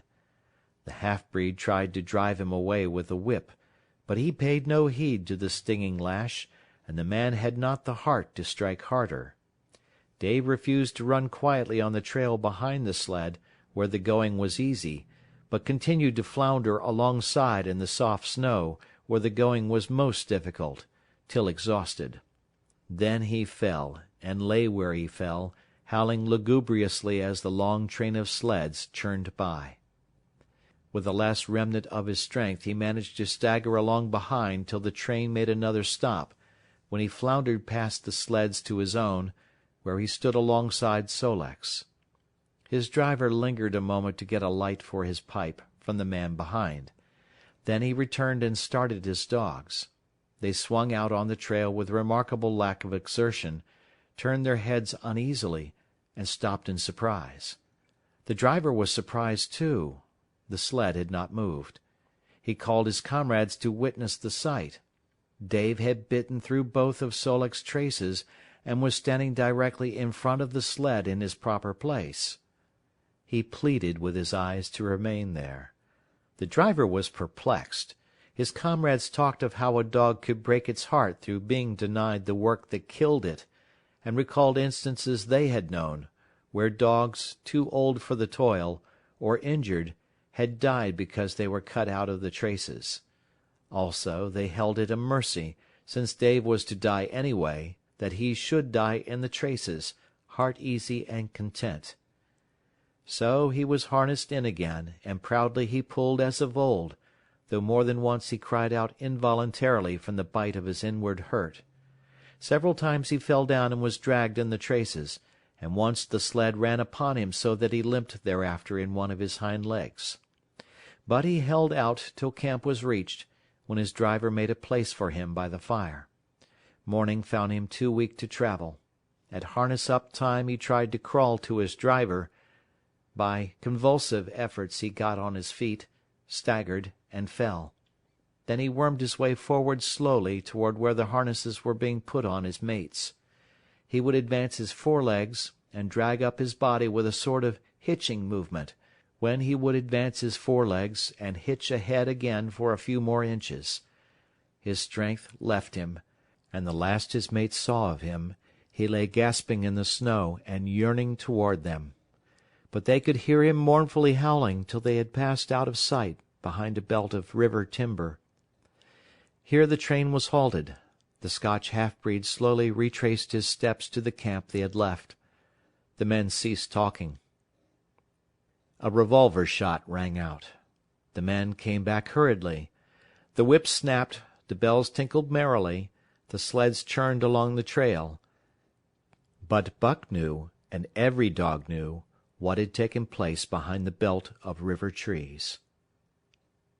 End of Chapter 4. Chapter 5. The Toil of Trace and Trail. 30 days from the time it left Dawson, the saltwater mail, with Buck and his mates at the fore, arrived at Skagway. They were in a wretched state, worn out and worn down. Buck's 140 pounds had dwindled to 115. The rest of his mates, though lighter dogs, had relatively lost more weight than he. Pike, the malingerer, who, in his lifetime of deceit, had often successfully feigned a hurt leg, was now limping in earnest. Sol-leks was limping, and Dub was suffering from a wrenched shoulder-blade. They were all terribly footsore. No spring or rebound was left in them. Their feet fell heavily on the trail, jarring their bodies and doubling the fatigue of a day's travel. There was nothing the matter with them except that they were dead tired. It was not the dead tiredness that comes through brief and excessive effort, from which recovery is a matter of hours, but it was the dead tiredness that comes through the slow and prolonged strength drainage of months of toil. There was no power of recuperation left, no reserve strength to call upon. It had all been used, the last least bit of it. Every muscle, every fibre, every cell was tired, dead tired. And there was reason for it. In less than 5 months they had traveled 2,500 miles, during the last 1,800 of which they had but 5 days' rest. When they arrived at Skagway they were apparently on their last legs. They could barely keep the traces taut, and on the downgrades just managed to keep out of the way of the sled. "Mush on, poor sore feets," the driver encouraged them as they tottered down the main street of Skagway. "Dis is de las'. Den we get one long rest, eh? For sure, one bully long rest." The drivers confidently expected a long stopover. Themselves, they had covered 1,200 miles with 2 days' rest, and in the nature of reason and common justice they deserved an interval of loafing. But so many were the men who had rushed into the Klondike, and so many were the sweethearts, wives, and kin that had not rushed in, that the congested mail was taking on Alpine proportions. Also, there were official orders. Fresh batches of Hudson Bay dogs were to take the places of those worthless for the trail. The worthless ones were to be got rid of, and since dogs count for little against dollars, they were to be sold. 3 days passed, by which time Buck and his mates found how really tired and weak they were. Then, on the morning of the 4th day, 2 men from the States came along and bought them, harness and all, for a song. The men addressed each other as Hal and Charles. Charles was a middle-aged, lightish-colored man, with weak and watery eyes and a mustache that twisted fiercely and vigorously up, giving the lie to the limply drooping lip it concealed. Hal was a youngster of 19 or 20, with a big Colt's revolver and a hunting knife strapped about him on a belt that fairly bristled with cartridges. This belt was the most salient thing about him. It advertised his callowness, a callowness sheer and unutterable. Both men were manifestly out of place, and why such as they should adventure the north is part of the mystery of things that passes understanding. Buck heard the chaffering, saw the money pass between the man and the government agent, and knew that the Scotch half-breed and the mail-train drivers were passing out of his life on the heels of Perrault and Francois and the others who had gone before.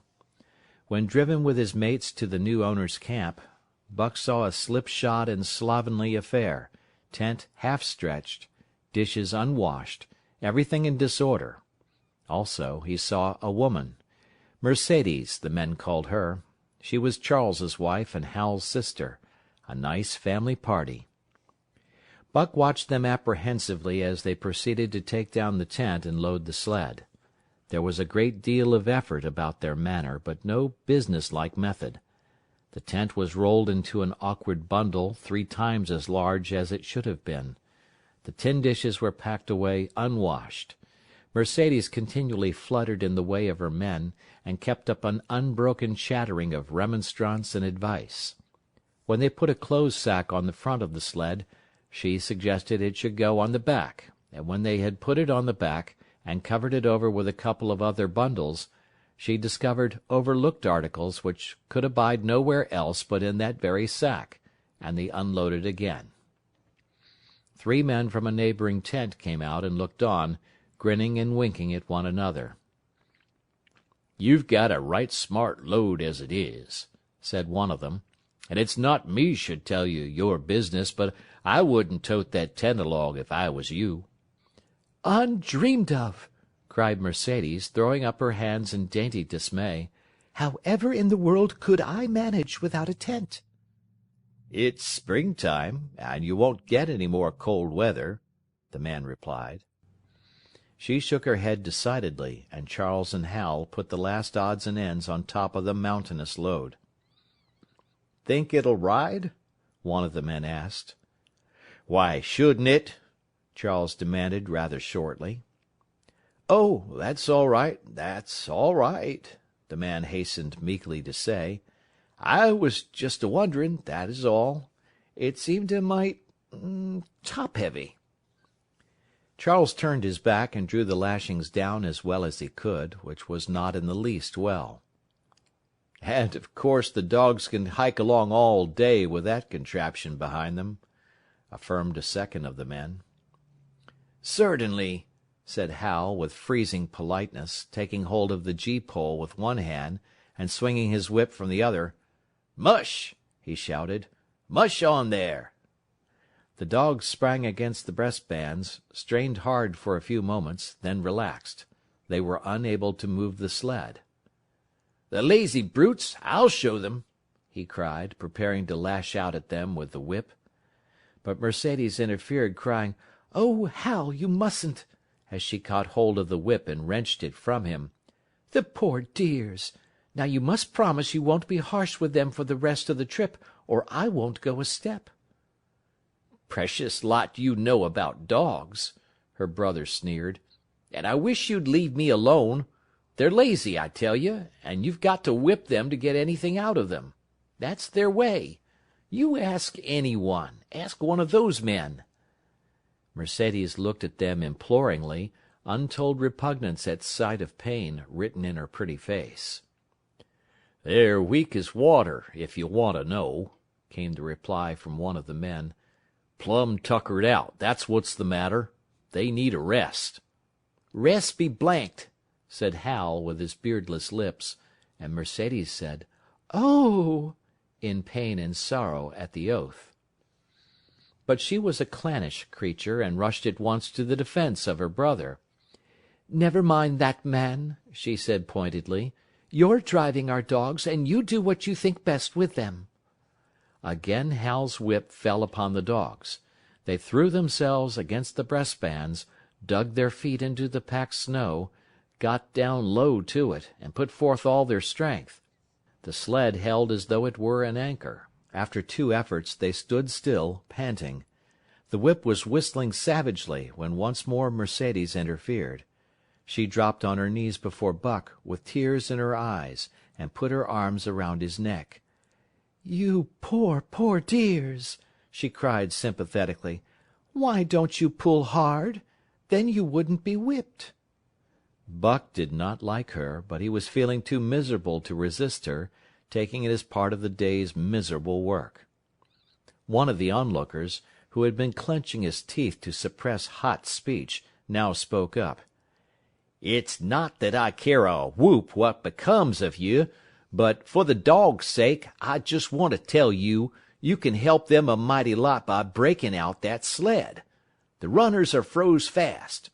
Throw your weight against the gee-pole, right and left, and break it out." A third time the attempt was made, but this time, following the advice, Hal broke out the runners which had been frozen to the snow. The overloaded and unwieldy sled forged ahead, Buck and his mates struggling frantically under the rain of blows. 100 yards ahead the path turned and sloped steeply into the main street. It would have required an experienced man to keep the top-heavy sled upright, and Hal was not such a man. As they swung on the turn the sled went over, spilling half its load through the loose lashings. The dogs never stopped. The lightened sled bounded on its side behind them. They were angry because of the ill treatment they had received and the unjust load. Buck was raging. He broke into a run, the team following his lead. Hal cried, "Whoa! Whoa!" but they gave no heed. He tripped and was pulled off his feet. The capsized sled ground over him, and the dogs dashed on up the street, adding to the gaiety of Skagway as they scattered the remainder of the outfit along its chief thoroughfare. Kind-hearted citizens caught the dogs and gathered up the scattered belongings. Also, they gave advice. Half the load and twice the dogs, if they ever expected to reach Dawson, was what was said. Hal and his sister and brother-in-law listened unwillingly, pitched tent, and overhauled the outfit. Canned goods were turned out that made men laugh, for canned goods on the long trail is a thing to dream about. "Blankets for a hotel," quoth one of the men who laughed and helped. "Half as many is too much. Get rid of them. Throw away that tent. And all those dishes. Who's going to wash them anyway? Good Lord, do you think you're traveling on a Pullman?" And so it went, the inexorable elimination of the superfluous. Mercedes cried when her clothes-bags were dumped on the ground and article after article was thrown out. She cried in general, and she cried in particular over each discarded thing. She clasped hands about knees, rocking back and forth broken-heartedly. She averred she would not go an inch, not for a dozen Charleses. She appealed to everybody and to everything, finally wiping her eyes and proceeding to cast out even articles of apparel that were imperative necessaries. And in her zeal, when she had finished with her own, she attacked the belongings of her men and went through them like a tornado. This accomplished, the outfit, though cut in half, was still a formidable bulk. Charles and Hal went out in the evening and bought 6 outside dogs. These, added to the 6 of the original team, and Teek and Kuna, the huskies obtained at the Rink Rapids on the record trip, brought the team up to 14. But the outside dogs, though practically broken in since their landing, did not amount to much. 3 were short-haired pointers, 1 was a Newfoundland, and the other 2 were mongrels of indeterminate breed. They did not seem to know anything, these newcomers. Buck and his comrades looked upon them with disgust, and though he speedily taught them their places and what not to do, he could not teach them what to do. They did not take kindly to trace and trail. With the exception of the 2 mongrels, they were bewildered and spirit-broken by the strange, savage environment in which they found themselves and by the ill treatment they had received. The 2 mongrels were without spirit at all. Bones were the only things breakable about them. With the newcomers hopeless and forlorn, and the old team worn out by 2,500 miles of continuous trail, the outlook was anything but bright. The 2 men, however, were quite cheerful, and they were proud, too. They were doing the thing in style, with 14 dogs. They had seen other sleds depart over the pass for Dawson, or come in from Dawson, but never had they seen a sled with so many as 14 dogs. In the nature of Arctic travel, there was a reason why 14 dogs should not drag one sled, and that was that one sled could not carry the food for 14 dogs.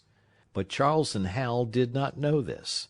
They had worked the trip out with a pencil, so much to a dog, so many dogs, so many days, QED.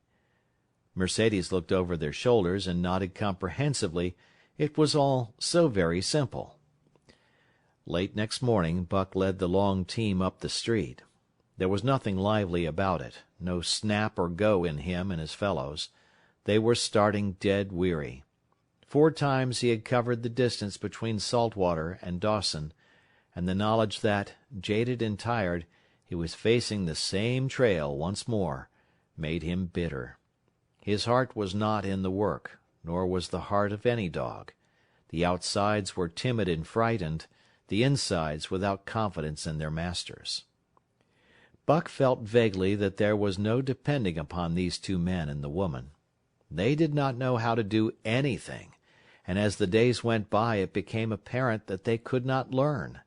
They were slack in all things, without order or discipline.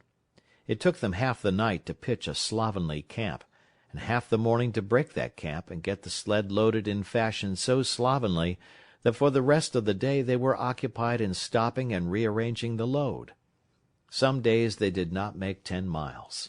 On other days they were unable to get started at all, and on no day did they succeed in making more than half the distance used by the men as a basis in their dog-food computation. It was inevitable that they should go short on dog-food, but they hastened it by overfeeding, bringing the day nearer when underfeeding would commence. The outside dogs, whose digestions had not been trained by chronic famine to make the most of little, had voracious appetites. And when, in addition to this, the worn-out huskies pulled weakly, Hal decided that the orthodox ration was too small. He doubled it, and to cap it all, when Mercedes, with tears in her pretty eyes and a quaver in her throat, could not cajole him into giving the dogs still more, she stole from the fish sacks and fed them slyly. But it was not food that Buck and the huskies needed, but rest. And though they were making poor time, the heavy load they dragged sapped their strength severely. Then came the underfeeding. Hal awoke one day to the fact that his dog food was half gone and the distance only quarter covered. Further, that for love or money no additional dog food was to be obtained. So he cut down even the orthodox ration and tried to increase the day's travel. His sister and brother-in-law seconded him, but they were frustrated by their heavy outfit and their own incompetence. It was a simple matter to give the dogs less food, but it was impossible to make the dogs travel faster, while their own inability to get under way earlier in the morning prevented them from traveling longer hours. Not only did they not know how to work dogs, but they did not know how to work themselves. The first to go was Dub. Poor blundering thief that he was, always getting caught and punished, he had none the less been a faithful worker. His wrenched shoulder blade, untreated and unrested, went from bad to worse, till finally Hal shot him with the big Colt's revolver. It is a saying of the country that an outside dog starves to death on the ration of the husky, so the 6 outside dogs under Buck could do no less than die on half the ration of the husky. The Newfoundland went first, followed by the 3 short-haired pointers, the 2 mongrels hanging more grittily on to life, but going in the end. By this time all the amenities and gentlenesses of the Southland had fallen away from the 3 people. Shorn of its glamour and romance, Arctic travel became to them a reality too harsh for their manhood and womanhood. Mercedes ceased weeping over the dogs, being too occupied with weeping over herself and with quarrelling with her husband and brother. To quarrel was the one thing they were never too weary to do. Their irritability arose out of their misery, increased with it, doubled upon it, outdistanced it. The wonderful patience of the trail which comes to men who toil hard and suffer sore, and remain sweet of speech and kindly, did not come to these 2 men and the woman. They had no inkling of such a patience. They were stiff and in pain, their muscles ached, their bones ached, their very hearts ached, and because of this they became sharp of speech, and hard words were first on their lips in the morning and last at night. Charles and Hal wrangled whenever Mercedes gave them a chance. It was the cherished belief of each that he did more than his share of the work, and neither forbore to speak this belief at every opportunity. Sometimes Mercedes sided with her husband, sometimes with her brother. The result was a beautiful and unending family quarrel. Starting from a dispute as to which should chop a few sticks for the fire, a dispute which concerned only Charles and Hal, presently would be lugged in the rest of the family, fathers, mothers, uncles, cousins, people thousands of miles away, and some of them dead.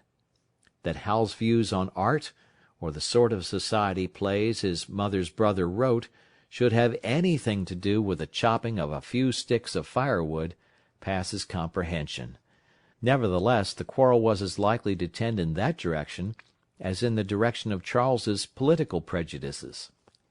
And that Charles's sister's tale-bearing tongue should be relevant to the building of a Yukon fire was apparent only to Mercedes, who disburdened herself of copious opinions upon that topic, and incidentally upon a few other traits unpleasantly peculiar to her husband's family. In the meantime the fire remained unbuilt, the camp half-pitched, and the dogs unfed. Mercedes nursed a special grievance, the grievance of sex. She was pretty and soft, and had been chivalrously treated all her days. But the present treatment by her husband and brother was everything save chivalrous. It was her custom to be helpless. They complained. Upon which impeachment of what to her was her most essential sex prerogative, she made their lives unendurable. She no longer considered the dogs, and because she was sore and tired, she persisted in riding on the sled. She was pretty and soft, but she weighed 120 pounds, a lusty last straw to the load dragged by the weak and starving animals. She rode for days, till they fell in the traces and the sled stood still. Charles and Hal begged her to get off and walk, pleaded with her, entreated, the while she wept and importuned heaven with a recital of their brutality. On one occasion they took her off the sled by main strength. They never did it again. She let her legs go limp like a spoiled child and sat down on the trail. They went on their way, but she did not move. After they had traveled 3 miles, they unloaded the sled, came back for her, and by main strength put her on the sled again. In the excess of their own misery they were callous to the suffering of their animals. Hal's theory, which he practised on others, was that one must get hardened. He had started out preaching it to his sister and brother-in-law. Failing there, he hammered it into the dogs with a club.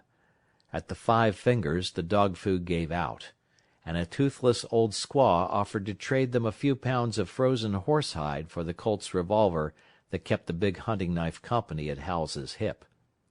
A poor substitute for food was this hide, just as it had been stripped from the starved horses of the cattlemen 6 months back. In its frozen state it was more like strips of galvanized iron, and when a dog wrestled it into his stomach, it thawed into thin and innutritious leathery strings and into a mass of short hair, irritating and indigestible. And through it all Buck staggered along at the head of the team as in a nightmare. He pulled when he could. When he could no longer pull, he fell down and remained down till blows from whip or club drove him to his feet again. All the stiffness and gloss had gone out of his beautiful furry coat. The hair hung down, limp and draggled, or matted with dried blood where Hals's club had bruised him. His muscles had wasted away to knotty strings, and the flesh pads had disappeared, so that each rib and every bone in his frame were outlined cleanly through the loose hide that was wrinkled in folds of emptiness. It was heartbreaking, only Buck's heart was unbreakable. The man in the red sweater had proved that. As it was with Buck, so was it with his mates. They were perambulating skeletons. There were 7 altogether, including him. In their very great misery they had become insensible to the bite of the lash or the bruise of the club. The pain of the beating was dull and distant, just as the things their eyes saw and their ears heard seemed dull and distant. They were not half living, or quarter living. They were simply so many bags of bones in which sparks of life fluttered faintly. When a halt was made, they dropped down in the traces like dead dogs, and the spark dimmed and paled and seemed to go out. And when the club or whip fell upon them, the spark fluttered feebly up, and they tottered to their feet and staggered on.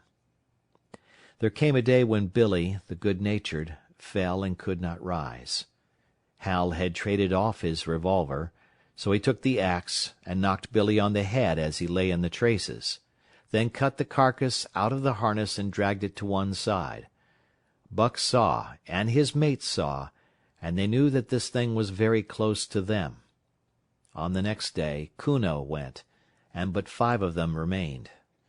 Joe, too far gone to be malignant; Pike, crippled and limping, only half conscious and not conscious enough longer to malinger; Sol-leks, the one-eyed, still faithful to the toil of trace and trail, and mournful in that he had so little strength with which to pull; Teek, who had not travelled so far that winter, and who was now beaten more than the others because he was fresher; and Buck, still at the head of the team, but no longer enforcing discipline or striving to enforce it, blind with weakness half the time, and keeping the trail by the loom of it and by the dim feel of his feet. It was beautiful spring weather, but neither dogs nor humans were aware of it. Each day the sun rose earlier and set later. It was dawn by 3 in the morning, and twilight lingered till 9 at night. The whole long day was a blaze of sunshine.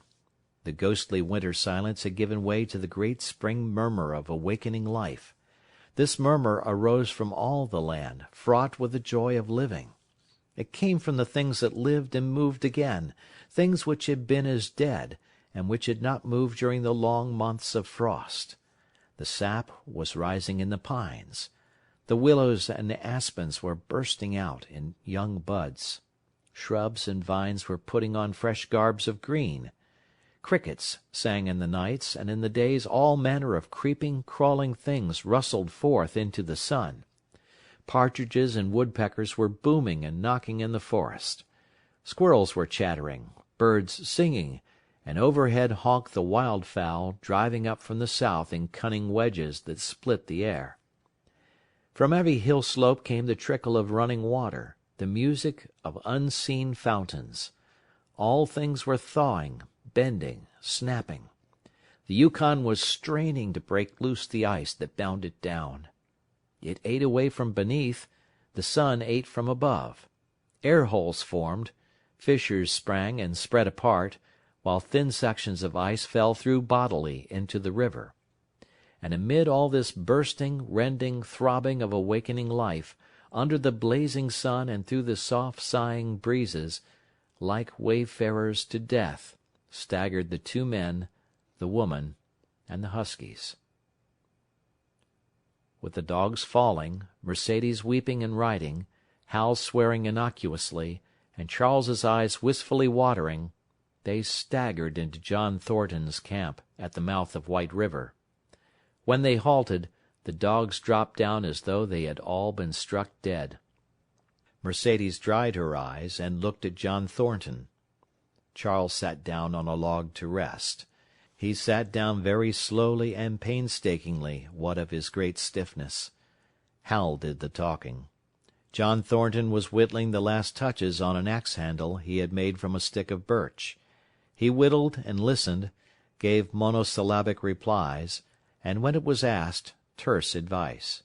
He knew the breed, and he gave his advice in the certainty that it would not be followed. They told us up above that the bottom was dropping out of the trail and that the best thing for us to do was to lay over, Hal said in response to Thornton's warning to take no more chances on the rotten ice. They told us we couldn't make White River, and here we are. This last with a sneering ring of triumph in it. And they told you true, John Thornton answered. The bottom's likely to drop out at any moment. Only fools, with the blind luck of fools, could have made it. I tell you straight, I wouldn't risk my carcass on that ice for all the gold in Alaska. That's because you're not a fool, I suppose, said Hal. All the same, we'll go on to Dawson. He uncoiled his whip. Get up there, Buck. Hi! Get up! Mush on! Thornton went on whittling. It was idle, he knew, to get between a fool and his folly, while 2 or 3 fools more or less would not alter the scheme of things. But the team did not get up at the command. It had long since passed into the stage where blows were required to rouse it. The whip flashed out, here and there, on its merciless errands. John Thornton compressed his lips. Sol-leks was the first to crawl to his feet. Teek followed. Joe came next, yelping with pain. Pike made painful efforts. Twice he fell over, when half up, and on the third attempt managed to rise. Buck made no effort. He lay quietly where he had fallen. The lash bit into him again and again, but he neither whined nor struggled. Several times Thornton started, as though to speak, but changed his mind. A moisture came into his eyes, and, as the whipping continued, he arose and walked irresolutely up and down. This was the first time Buck had failed, in itself a sufficient reason to drive Hal into a rage. He exchanged the whip for the customary club. Buck refused to move under the rain of heavier blows which now fell upon him. Like his mates, he barely able to get up, but, unlike them, he had made up his mind not to get up. He had a vague feeling of impending doom. This had been strong upon him when he pulled in to the bank, and it had not departed from him. What of the thin and rotten ice he had felt under his feet all day, it seemed that he sensed disaster close at hand, out there ahead on the ice where his master was trying to drive him. He refused to stir. So greatly had he suffered, and so far gone was he, that the blows did not hurt much, and as they continued to fall upon him, the spark of life within flickered and went down.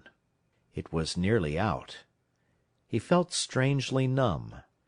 As though from a great distance, he was aware that he was being beaten. The last sensations of pain left him. He no longer felt anything, though very faintly he could hear the impact of the club upon his body. But it was no longer his body, it seemed so far away. And then, suddenly, without warning, uttering a cry that was inarticulate and more like the cry of an animal, John Thornton sprang upon the man who wielded the club. Hal was hurled backward, as though struck by a falling tree. Mercedes screamed. Charles looked on wistfully, wiped his watery eyes, but did not get up because of his stiffness. John Thornton stood over Buck, struggling to control himself, too convulsed with rage to speak. "If you strike that dog again, I'll kill you," he at last managed to say in a choking voice. "It's my dog," Hal replied, wiping the blood from his mouth as he came back. "Get out of my way, or I'll fix you. I'm going to Dawson." Thornton stood between him and Buck, and evinced no intention of getting out of the way. Hal drew his long hunting knife. Mercedes screamed, cried, laughed, and manifested the chaotic abandonment of hysteria. Thornton rapped Hal's knuckles with the axe handle, knocking the knife to the ground. He rapped his knuckles again as he tried to pick it up. Then he stooped, picked it up himself, and with 2 strokes cut Buck's traces. Hal had no fight left in him. Besides, his hands were full with his sister, or his arms, rather, while Buck was too near dead to be of further use in hauling the sled.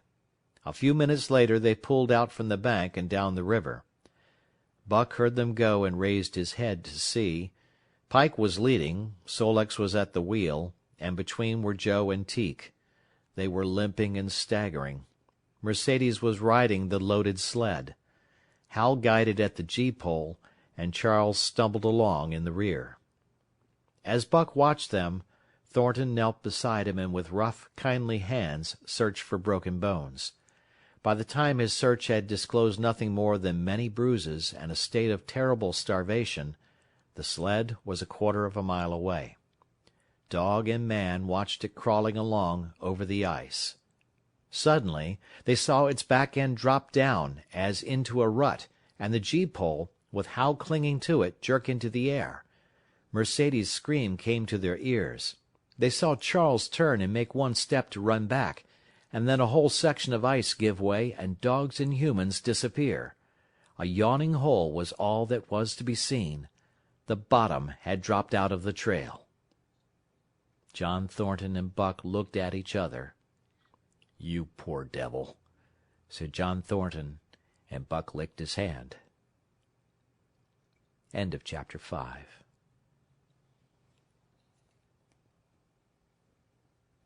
Chapter 6. For the Love of a Man. When John Thornton froze his feet in the previous December, his partners had made him comfortable and left him to get well, going on themselves up the river to get out a raft of saw logs for Dawson. He was still limping slightly at the time he rescued Buck, but with the continued warm weather even the slight limp left him.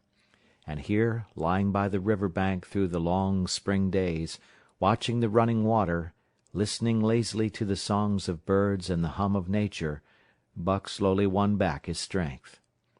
A rest comes very good after one has traveled 3,000 miles, and it must be confessed that Buck waxed lazy as his wounds healed, his muscles swelled out, and the flesh came back to cover his bones. For that matter, they were all loafing, Buck, John Thornton, and Skeet and Nig, waiting for the raft to come that was to carry them down to Dawson. Skeet was a little Irish setter who early made friends with Buck, who, in a dying condition, was unable to resent her first advances. She had the doctor trait which some dogs possess, and as a mother cat washes her kittens, so she washed and cleansed Buck's wounds. Regularly, each morning after he had finished his breakfast, she performed her self-appointed task, till he came to look for her ministrations as much as he did for Thornton's. Nig, equally friendly, though less demonstrative, was a huge black dog, half bloodhound and half deerhound, with eyes that laughed, and a boundless good nature. To Buck's surprise, these dogs manifested no jealousy toward him. They seemed to share the kindliness and largeness of John Thornton. As Buck grew stronger, they enticed him into all sorts of ridiculous games, in which Thornton himself could not forbear to join, and in this fashion Buck romped through his convalescence and into a new existence. Love, genuine, passionate love, was his for the first time. This he had never experienced at Judge Miller's down in the sun-kissed Santa Clara Valley. With the Judge's sons, hunting and tramping, it had been a working partnership. With the Judge's grandsons, a sort of pompous guardianship. And with the Judge himself, a stately and dignified friendship. But love that was feverish and burning, that was adoration, that was madness, it had taken John Thornton to arouse. This man had saved his life, which was something, but further, he was the ideal master. Other men saw to the welfare of their dogs from a sense of duty and business expediency. He saw to the welfare of his as if they were his own children, because he could not help it. And he saw further. He never forgot a kindly greeting or a cheering word, and to sit down for a long talk with them, gas, he called it, was as much his delight as theirs. He had a way of taking Buck's head roughly between his hands and resting his own head upon Buck's, of shaking him back and forth, the while calling him ill names that to Buck were love names. Buck knew no greater joy than that rough embrace and the sound of murmured oaths, and at each jerk back and forth it seemed that his heart would be shaken out of his body, so great was its ecstasy. And when, released, he sprang to his feet, his mouth laughing, his eyes eloquent, his throat vibrant with unuttered sound, and in that fashion remained without movement, John Thornton would reverently exclaim, "God, you can all but speak!" Buck had a trick of love expression that was akin to hurt. He would often seize Thornton's hand in his mouth and close so fiercely that the flesh bore the impress of his teeth for some time afterward. And as Buck understood the oaths to be love words, so the man understood this feigned bite for a caress. For the most part, however, Buck's love was expressed in adoration. While he went wild with happiness when Thornton touched him or spoke to him, he did not seek these tokens. Unlike Skeet, who was wont to shove her nose under Thornton's hand and nudge until petted, or Nig, who would stalk up and rest his great head on Thornton's knee, Buck was content to adore at a distance. He would lie by the hour, eager, alert, at Thornton's feet, looking up into his face, dwelling upon it, studying it, following with keenest interest each fleeting expression, every movement or change of feature.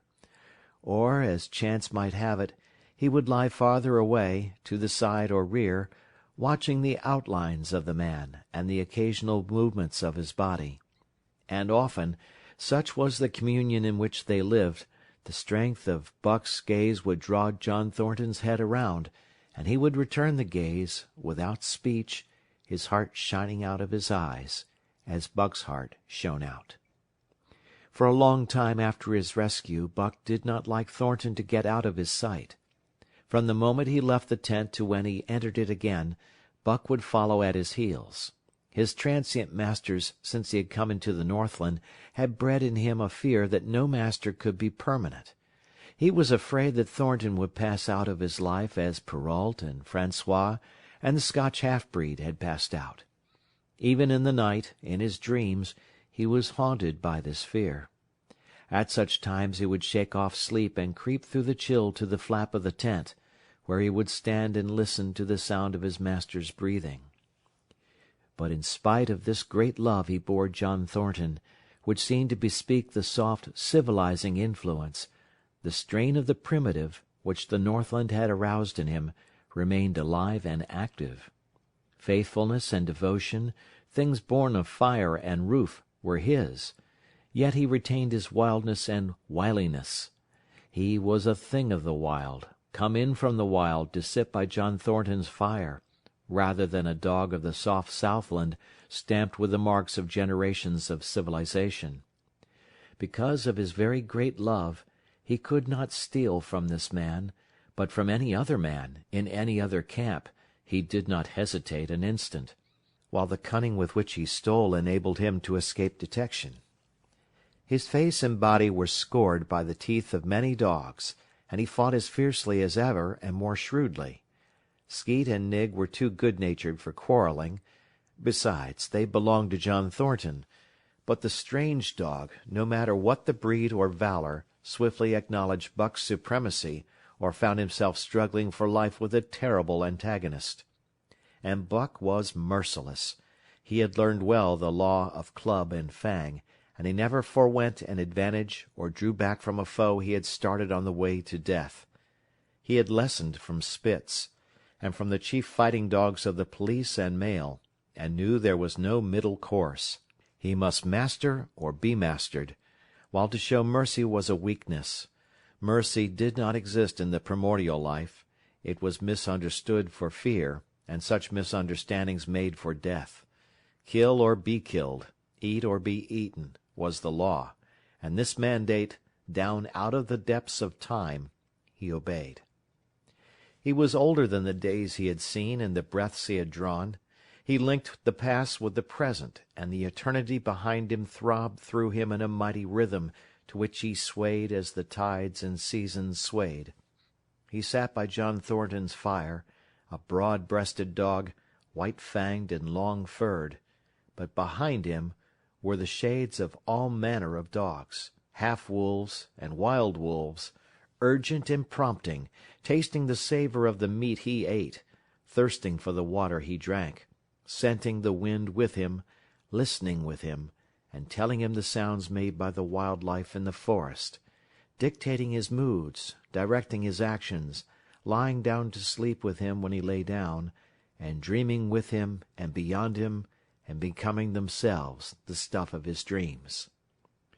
So peremptorily did these shades beckon him that each day mankind and the claims of mankind slipped farther from him.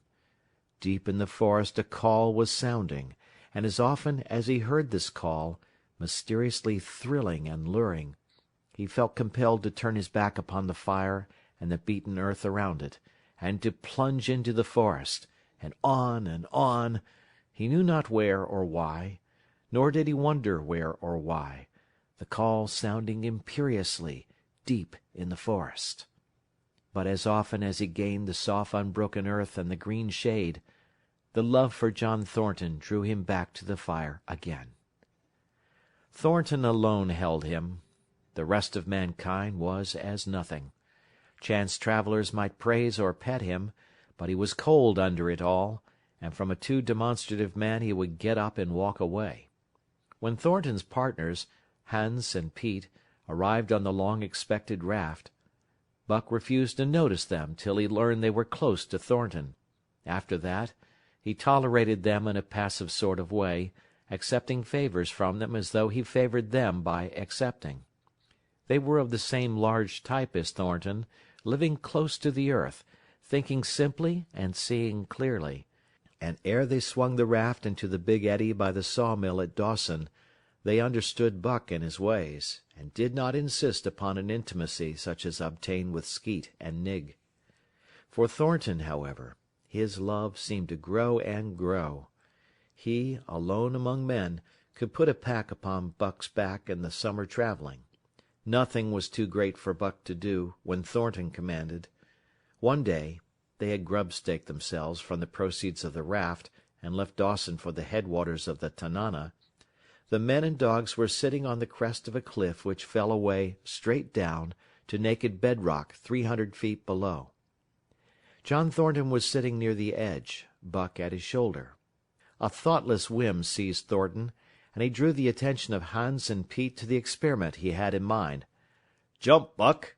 he commanded, sweeping his arm out and over the chasm. The next instant he was grappling with Buck on the extreme edge, while Hans and Pete were dragging them back into safety. "It's uncanny," Pete said after it was over, and they had caught their speech. Thornton shook his head. "No, it is splendid, and it is terrible, too. Do you know, it sometimes makes me afraid." "I'm not hankering to be the man that lays hands on you while he's around," Pete announced conclusively, nodding his head toward Buck. "By jingo!" was Hans's contribution. "Not mineself, either." It was at Circle City, ere the year was out, that Pete's apprehensions were realized. Black Burton, a man evil-tempered and malicious, had been picking a quarrel with a tenderfoot at the bar, when Thornton stepped good-naturedly between. Buck, as was his custom, was lying in a corner, head on paws, watching his master's every action. Burton struck out without warning straight from the shoulder. Thornton was sent spinning, and saved himself from falling only by clutching the rail of the bar. Those who were looking on heard what was neither bark nor yelp, but a something which is best described as a roar, and they saw Buck's body rise up in the air as he left the floor for Burton's throat. The man saved his life by instinctively throwing out his arm, but was hurled backward to the floor with Buck on top of him. Buck loosed his teeth from the flesh of the arm and drove in again for the throat. This time the man succeeded only in partly blocking, and his throat was torn open. Then the crowd was upon Buck, and he was driven off, but while a surgeon checked the bleeding, he prowled up and down, growling furiously, attempting to rush in, and being forced back by an array of hostile clubs.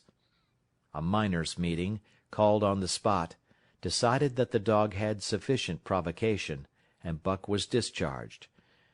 But his reputation was made, and from that day his name spread through every camp in Alaska. Later on, in the fall of the year, he saved John Thornton's life in quite another fashion.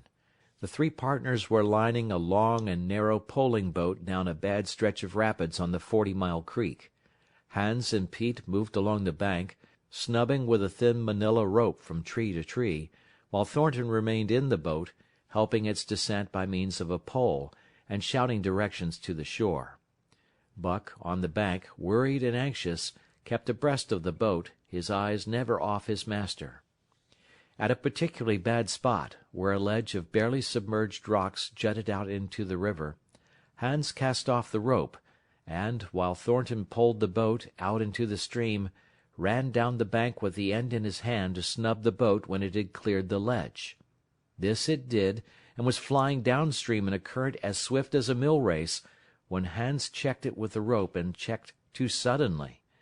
The boat flirted over and snubbed into the bank bottom up, while Thornton, flung sheer out of it, was carried downstream toward the worst part of the rapids, a stretch of wild water in which no swimmer could live. Buck had sprung in on the instant, and at the end of 300 yards, amid a mad swirl of water, he overhauled Thornton. When he felt him grasp his tail, Buck headed for the bank, swimming with all his splendid strength. But the progress shoreward was slow, the progress downstream amazingly rapid. From below came the fatal roaring where the wild current went wilder and was rent in shreds and spray by the rocks which thrust through like the teeth of an enormous comb. The suck of the water as it took the beginning of the last steep pitch was frightful, and Thornton knew that the shore was impossible. He scraped furiously over a rock, bruised across a second, and struck a third with crushing force. He clutched its slippery top with both hands, releasing Buck, and above the roar of the churning water shouted, "Go, Buck, go!" Buck could not hold his own, and swept on downstream, struggling desperately, but unable to win back. When he heard Thornton's command repeated, he partly reared out of the water, throwing his head high, as though for a last look, then turned obediently toward the bank. He swam powerfully, and was dragged ashore by Pete and Hans at the very point where swimming ceased to be possible, and destruction began. They knew that the time a man could cling to a slippery rock in the face of that driving current was a matter of minutes, and they ran as fast as they could up the bank to a point far above where Thornton was hanging on. They attached the line with which they had been snubbing the boat to Buck's neck and shoulders, being careful that it should neither strangle him nor impede his swimming, and launched him into the stream. He struck out boldly, but not straight enough into the stream. He discovered the mistake too late, when Thornton was abreast of him, and a bare half-dozen strokes away while he was being carried helplessly past. Hans promptly snubbed with the rope, as though Buck were a boat. The rope thus tightening on him in the sweep of the current, he was jerked under the surface, and under the surface he remained till his body struck against the bank and he was hauled out. He was half drowned, and Hans and Pete threw themselves upon him, pounding the breath into him and the water out of him. He staggered to his feet and fell down. The faint sound of Thornton's voice came to them, and though they could not make out the words of it, they knew that he was in his extremity. His master's voice acted on Buck like an electric shock. He sprang to his feet and ran up the bank ahead of the men to the point of his previous departure. Again the rope was attached and he was launched, and again he struck out, but this time straight into the stream. He had miscalculated once, but he would not be guilty of it a second time. Hans paid out the rope, permitting no slack, while Pete kept it clear of coils. Buck held on till he was on a line straight above Thornton, then he turned, and with the speed of an express train headed down upon him. Thornton saw him coming, and as Buck struck him like a battering ram, with the whole force of the current behind him, he reached up and closed with both arms around the shaggy neck. Hans snubbed the rope around the tree, and Buck and Thornton were jerked under the water. Strangling, suffocating, sometimes one uppermost and sometimes the other, dragging over the jagged bottom, smashing against rocks and snags, they veered into the bank. Thornton came to, belly downward and being violently propelled back and forth across a drift log by Hans and Pete. His first glance was for Buck, over whose limp and apparently lifeless body Nig was setting up a howl, while Skeet was licking the wet face and closed eyes. Thornton was himself bruised and battered, and he went carefully over Buck's body, when he had been brought around, finding 3 broken ribs. "That settles it," he announced. "We camp right here." And camp they did, till Buck's ribs knitted and he was able to travel. That winter, at Dawson, Buck performed another exploit, not so heroic perhaps, but one that put his name many notches higher on the totem pole of Alaskan fame. This exploit was particularly gratifying to the 3 men, for they stood in need of the outfit which it furnished, and was enabled to make a long-desired trip into the virgin East, where miners had not yet appeared. It was brought about by a conversation in the El Dorado saloon, in which men waxed boastful of their favorite dogs. Buck, because of his record, was the target for these men, and Thornton was driven stoutly to defend him.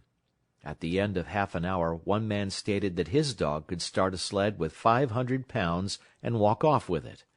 A second bragged 600 for his dog, and a third 700. "Pooh, pooh," said John Thornton. "Buck can start 1,000 pounds." "And break it out, and walk off with it for 100 yards?" demanded Matthewson, a bonanza king, he of the 700 vaunt. "And break it out, and walk off with it for 100 yards," John Thornton said coolly. "Well," Matthewson said, slowly and deliberately, so that all could hear, "I've got $1,000 that says he can't, and there it is." So saying, he slammed a sack of gold dust of the size of a Bologna sausage down upon the bar. Nobody spoke. Thornton's bluff, if bluff it was, had been called. He could feel a flush of warm blood creeping up his face. His tongue had tricked him. He did not know whether Buck could start 1,000 pounds. 1/2 a ton! The enormousness of it appalled him. He had great faith in Buck's strength, and had often thought him capable of starting such a load. But never, as now, had he faced the possibility of it, the eyes of a dozen men fixed upon him, silent and waiting. Further, he had no $1,000, nor had Hans or Pete. "I've got a sled standing outside now, with 20 50-pound sacks of flour on it," Matthewson went on with brutal directness, "so don't let that hinder you." Thornton did not reply. He did not know what to say. He glanced from face to face in the absent way of a man who has lost the power of thought, and is seeking somewhere to find the thing that will start it going again. The face of Jim O'Brien, a Mastodon king and old-time comrade, caught his eyes. It was as a cue to him, seeming to rouse him to do what he would never have dreamed of doing. "Can you lend me 1,000?" he asked, almost in a whisper. "Sure," answered O'Brien, thumping down a plethoric sack by the side of Matthewson's, "though it's little faith I'm having, John, that the beast can do the trick." The Eldorado emptied its occupants into the street to see the test. The tables were deserted, and the dealers and gamekeepers came forth to see the outcome of the wager and to lay odds. Several hundred men, furred and mittened, banked around the sled within easy distance. Matthewson's sled, loaded with 1,000 pounds of flour, had been standing for a couple of hours, and in the intense cold (it was 60 below zero) the runners had frozen fast to the hard-packed snow. Men offered odds of 2 to 1 that Buck could not budge the sled. A quibble arose concerning the phrase "break out." O'Brien contended it was Thornton's privilege to knock the runners loose, leaving Buck to "break it out" from a dead standstill. Matthewson insisted that the phrase included breaking the runners from the frozen grip of the snow. A majority of the men who had witnessed the making of the bet decided in his favor, whereat the odds went up to 3 to 1 against Buck. There were no takers. Not a man believed him capable of the feat. Thornton had been hurried into the wager, heavy with doubt, and now that he looked at the sled itself, the concrete fact, with the regular team of 10 dogs curled up in the snow before it, the more impossible the task appeared. Matthewson waxed jubilant. 3 to 1, he proclaimed. "I'll lay you another 1,000 at that figure, Thornton. What do you say?" Thornton's doubt was strong in his face, but his fighting spirit was aroused, the fighting spirit that soars above odds, fails to recognize the impossible, and is deaf to all save the clamor for battle. He called Hans and Pete to him. Their sacks were slim, and with his own the 3 partners could rake together only $200. In the ebb of their fortunes, this sum was their total capital, yet they laid it unhesitatingly against Matthewson's 600. The team of 10 dogs was unhitched, and Buck, with his own harness, was put into the sled. He had caught the contagion of the excitement, and he felt that in some way he must do a great thing for John Thornton. Murmurs of admiration at his splendid appearance went up. He was in perfect condition, without an ounce of superfluous flesh, and the 150 pounds that he weighed were so many pounds of grit and virility. His furry coat shone with the sheen of silk. Down the neck and across the shoulders, his mane, in repose as it was, half bristled and seemed to lift with every movement, as though excess of vigor made every particular hair alive and active. The great breast and heavy forelegs were no more than in proportion with the rest of the body, where the muscles showed in tight rolls underneath the skin. Men felt these muscles and proclaimed them hard as iron, and the odds went down to 2 to 1. "Gad, sir! Gad, sir!" stuttered a member of the latest dynasty, a king of the skookum benches.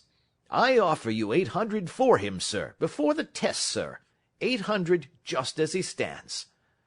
Thornton shook his head and stepped to Buck's side. "You must stand off from him," Matthewson protested. "Free play and plenty of room." The crowd fell silent. Only could be heard the voices of the gamblers vainly offering 2 to 1. Everybody acknowledged Buck a magnificent animal, but 20 50-pound sacks of flour bulked too large in their eyes for them to loosen their pouch strings. Thornton knelt down by Buck's side. He took his head in his 2 hands and rested cheek on cheek. He did not playfully shake him, as was his wont, or murmur soft love curses, but he whispered in his ear. "As you love me, Buck, as you love me," was what he whispered. Buck whined with suppressed eagerness. The crowd was watching curiously. The affair was growing mysterious. It seemed like a conjuration. As Thornton got to his feet, Buck seized his mittened hand between his jaws, pressing him with his teeth and releasing slowly, half reluctantly. It was the answer, in terms, not of speech, but of love. Thornton stepped well back. "Now, Buck," he said.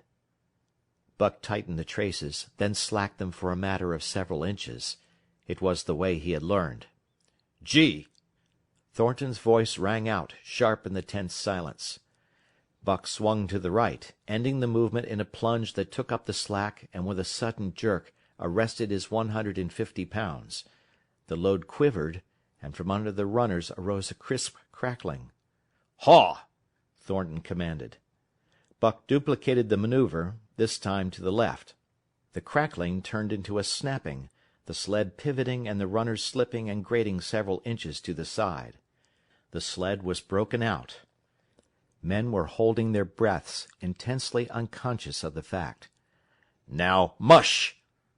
Thornton's command cracked out like a pistol shot. Buck threw himself forward, tightening the traces with a jarring lunge. His whole body was gathered compactly together in the tremendous effort, the muscles writhing and knotting like live things under the silky fur. His great chest was low to the ground, his head forward and down, while his feet were flying like mad, the claws scarring the hard-packed snow in parallel grooves. The sled swayed and trembled, half started forward. One of his feet slipped, and one man groaned aloud. Then the sled lurched ahead in what appeared a rapid succession of jerks, though it never really came to a dead stop again. Half an inch, 2 inches. The jerks perceptibly diminished. As the sled gained momentum, he caught them up till it was moving steadily along. Men gasped and began to breathe again, unaware that for a moment they had ceased to breathe. Thornton was running behind, encouraging Buck with short, cheery words. The distance had been measured off, and as he neared the pile of firewood which marked the end of the 100 yards, a cheer began to grow and grow, which burst into a roar as he passed the firewood and halted at command. Every man was tearing himself loose, even Matthewson. Hats and mittens were flying in the air. Men were shaking hands, it did not matter with whom, and bubbling over in a general incoherent babble. But Thornton fell on his knees beside Buck.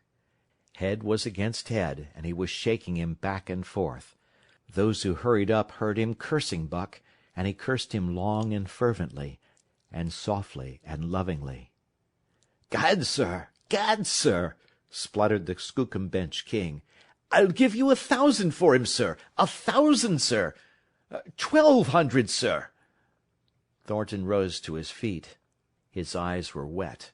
The tears were streaming frankly down his cheeks. "Sir," he said to the Skookumbench King, "no, sir. You can go to hell, sir. It's the best I can do for you, sir." Buck seized Thornton's hand in his teeth. Thornton shook him back and forth. As though animated by a common impulse, the onlookers drew back to a respectful distance, nor were they again indiscreet enough to interrupt. Chapter 6. Chapter 7. The Sounding of the Call.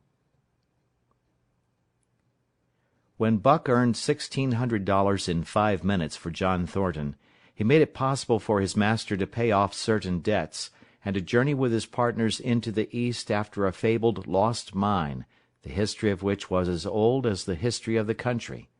Many men had sought it, few had found it, and more than a few there were who had never returned from the quest. This lost mine was steeped in tragedy and shrouded in mystery. No one knew of the first man. The oldest tradition stopped before it got back to him. From the beginning there had been an ancient and ramshackle cabin. Dying men had sworn to it, and to the mine the site of which it marked, clinching their testimony with nuggets that were unlike any known grade of gold in the Northland. But no living man had looted this treasure-house, and the dead were dead. Wherefore John Thornton and Pete and Hans, with Buck and half a dozen other dogs, faced into the east on an unknown trail to achieve where men and dogs as good as themselves had failed. They sledded 70 miles up the Yukon, swung to the left into the Stewart River, passed the Mayo and the McQuestion, and held on until the Stewart itself became a streamlet, threading the upstanding peaks which marked the backbone of the continent. John Thornton asked little of man or nature. He was unafraid of the wild. With a handful of salt and a rifle, he could plunge into the wilderness and fare wherever he pleased and as long as he pleased. Being in no haste, Indian fashion, he hunted his dinner in the course of the day's travel, and if he failed to find it, like the Indian, he kept on traveling, secure in the knowledge that sooner or later he would come to it. So, on this great journey into the East, straight meat was the bill of fare, ammunition and tools principally made up the load on the sled, and the time card was drawn upon the limitless future. To Buck it was boundless delight, this hunting, fishing, and indefinite wandering through strange places. For weeks at a time they would hold on steadily, day after day, and for weeks upon end they would camp, here and there, the dogs loafing and the men burning holes through frozen muck and gravel, and washing countless pans of dirt by the heat of the fire. Sometimes they went hungry, sometimes they feasted riotously, all according to the abundance of game and the fortune of hunting. Summer arrived, and dogs and men packed on their backs, rafted across blue mountain lakes, and descended or ascended unknown rivers in slender boats whipsawed from the standing forest. The months came and went, and back and forth they twisted through the uncharted vastness, where no men were, and yet where men had been, if the lost cabin were true. They went across divides in summer blizzards, shivered under the midnight sun on naked mountains between the timberline and the eternal snows, dropped into summer valleys amid swarming gnats and flies, and in the shadows of glaciers picked strawberries and flowers as ripe and fair as any the Southland could boast.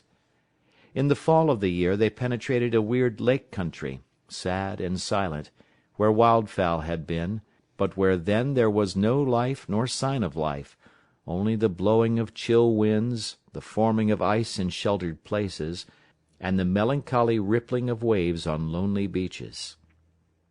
And through another winter they wandered on the obliterated trails of men who had gone before. Once they came upon a path blazed through the forest, an ancient path, and the lost cabin seemed very near. But the path began nowhere and ended nowhere, and it remained mystery, as the man who made it and the reason he made it remained mystery. Another time they chanced upon the time-graven wreckage of a hunting lodge, and amid the shreds of rotted blankets John Thornton found a long-barreled flintlock. He knew it for a Hudson Bay Company gun of the young days in the Northwest, when such a gun was worth its height in beaver skins packed flat. And that was all. No hint as to the man who in an early day had reared the lodge and left the gun among the blankets. Spring came on once more, and at the end of all their wandering they found, not the lost cabin, but a shallow placer in a broad valley where the gold showed like yellow butter across the bottom of the washing-pan. They sought no farther. Each day they worked earned them thousands of dollars in clean dust and nuggets, and they worked every day. The gold was sacked in moose-hide bags, 50 pounds to the bag, and piled like so much firewood outside the Spruce Bough Lodge. Like giants they toiled, days flashing on the heels of days, like dreams as they heaped the treasure up. There was nothing for the dogs to do, save the hauling in of meat now and again that Thornton killed, and Buck spent long hours musing by the fire. The vision of the short-legged hairy man came to him more frequently, now that there was little work to be done, and often, blinking by the fire, Buck wandered with him in that other world which he remembered. The salient thing of this other world seemed fear. When he watched the hairy man sleeping by the fire, head between his knees and hands clasped above, Buck saw that he slept restlessly, with many starts and awakenings, at which times he would peer fearfully into the darkness and fling more wood upon the fire. Did they walk by the beach of a sea, where the hairy man gathered shellfish and ate them as he gathered, it was with eyes that roved everywhere for hidden danger, and with legs prepared to run like the wind at its first appearance. Through the forest they crept noiselessly, Buck at the hairy man's heels, and they were alert and vigilant, the pair of them, ears twitching and moving, and nostrils quivering, for the man heard and smelled as keenly as Buck. The hairy man could spring up into the trees and travel ahead as fast as on the ground, swinging by the arms from limb to limb, sometimes a dozen feet apart, letting go and catching, never falling, never missing his grip. In fact, he seemed as much at home among the trees as on the ground, and Buck had memories of nights of vigil spent beneath trees wherein the hairy man roosted, holding on tightly as he slept. And closely akin to the visions of the hairy man was the call still sounding in the depths of the forest. It filled him with a great unrest and strange desires. It caused him to feel a vague, sweet gladness, and he was aware of wild yearnings and stirrings for he knew not what. Sometimes he pursued the call into the forest, looking for it as though it were a tangible thing, barking softly or defiantly, as the mood might dictate. He would thrust his nose into the cool wood moss, or into the black soil where long grasses grew, and snort with joy at the fat earth smells. Or he would crouch for hours, as if in concealment, behind fungus-covered trunks of fallen trees, wide-eyed and wide-eared to all that moved and sounded about him. It might be, lying thus, that he hoped to surprise this call he could not understand, but he did not know why he did these various things. He was impelled to do them, and did not reason about them at all. Irresistible impulses seized him. He would be lying in camp, dozing lazily in the heat of the day, when suddenly his head would lift and its ears cock up, intent and listening, and he would spring to his feet and dash away, and on, for hours, through the forest aisles and across the open spaces where the niggerheads bunched. He loved to run down dry watercourses, and to creep and spy upon the bird life in the woods. For a day at a time he would lie in the underbrush where he could watch the partridges drumming and strutting up and down. But especially he loved to run in the dim twilight of the summer midnights, listening to the subdued and sleepy murmurs of the forest, reading signs and sounds as man may read a book, and seeking for the mysterious something that called, waking or sleeping, at all times, for him to come. One night he sprang from sleep with a start, eager-eyed, nostrils quivering and scenting, his mane bristling in recurrent waves. From the forest came the call, or one note of it, for the call was many-noted, distinct and definite as never before, a long-drawn howl, like, yet unlike, any noise made by husky dog. And he knew it, in the old familiar way, as a sound heard before.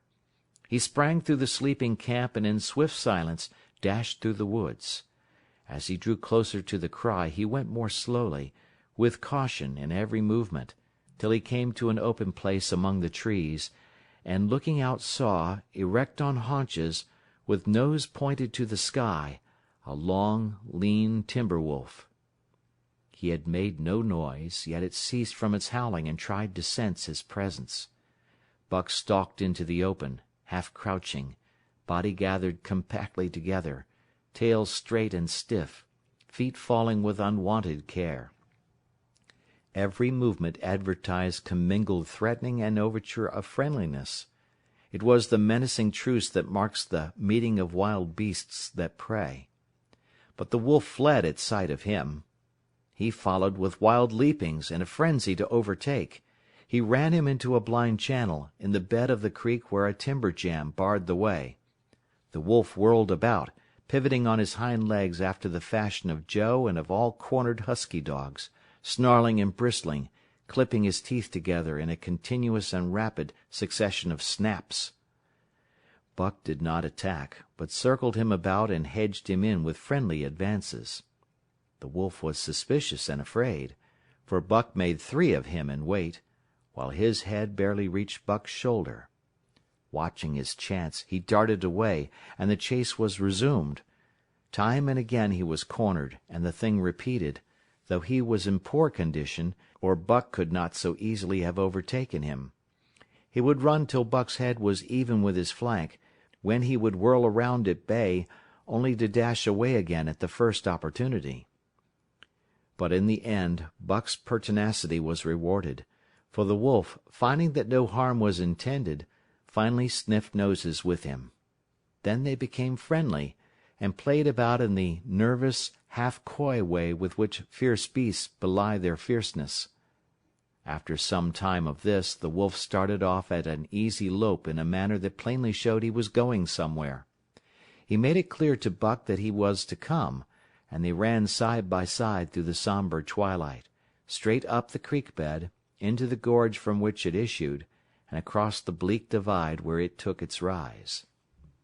On the opposite slope of the watershed they came down into a level country where were great stretches of forest and many streams, and through these great stretches they ran steadily, hour after hour, the sun rising higher and the day growing warmer. Buck was wildly glad. He knew he was at last answering the call, running by the side of his wood brother toward the place from where the call surely came. Old memories were coming upon him fast, and he was stirring to them as of old he stirred to the realities of which they were the shadows. He had done this thing before, somewhere in that other and dimly remembered world, and he was doing it again, now, running free in the open, the unpacked earth underfoot, the wide sky overhead. They stopped by a running stream to drink, and stopping, Buck remembered John Thornton. He sat down. The wolf started on toward the place from where the call surely came, then returned to him, sniffing noses and making actions as though to encourage him. But Buck turned about and started slowly on the back track. For the better part of an hour the wild brother ran by his side, whining softly. Then he sat down, pointed his nose upward, and howled. It was a mournful howl, and as Buck held steadily on his way he heard it grow faint and fainter, until it was lost in the distance. John Thornton was eating dinner when Buck dashed into camp and sprang upon him in a frenzy of affection, overturning him, scrambling upon him, licking his face, biting his hand, playing the general tom-fool, as John Thornton characterized it, the while he shook Buck back and forth and cursed him lovingly. For 2 days and nights Buck never left camp, never let Thornton out of his sight. He followed him about at his work, watched him while he ate, saw him into his blankets at night and out of them in the morning. But after 2 days the call in the forest began to sound more imperiously than ever. Buck's restlessness came back on him, and he was haunted by recollections of the wild brother, and of the smiling land beyond the divide, and the run side by side through the wide forest stretches. Once again he took to wandering in the woods, but the wild brother came no more, and though he listened through long vigils, the mournful howl was never raised. He began to sleep out at night, staying away from camp for days at a time, and once he crossed the divide at the head of the creek and went down into the land of timber and streams. There he wandered for a week, seeking vainly for fresh sign of the wild brother, killing his meat as he traveled, and traveling with a long, easy lope that seems never to tire. He fished for salmon in a broad stream that emptied somewhere into the sea, and by this stream he killed a large black bear, blinded by the mosquitoes while likewise fishing, and raging through the forest helpless and terrible.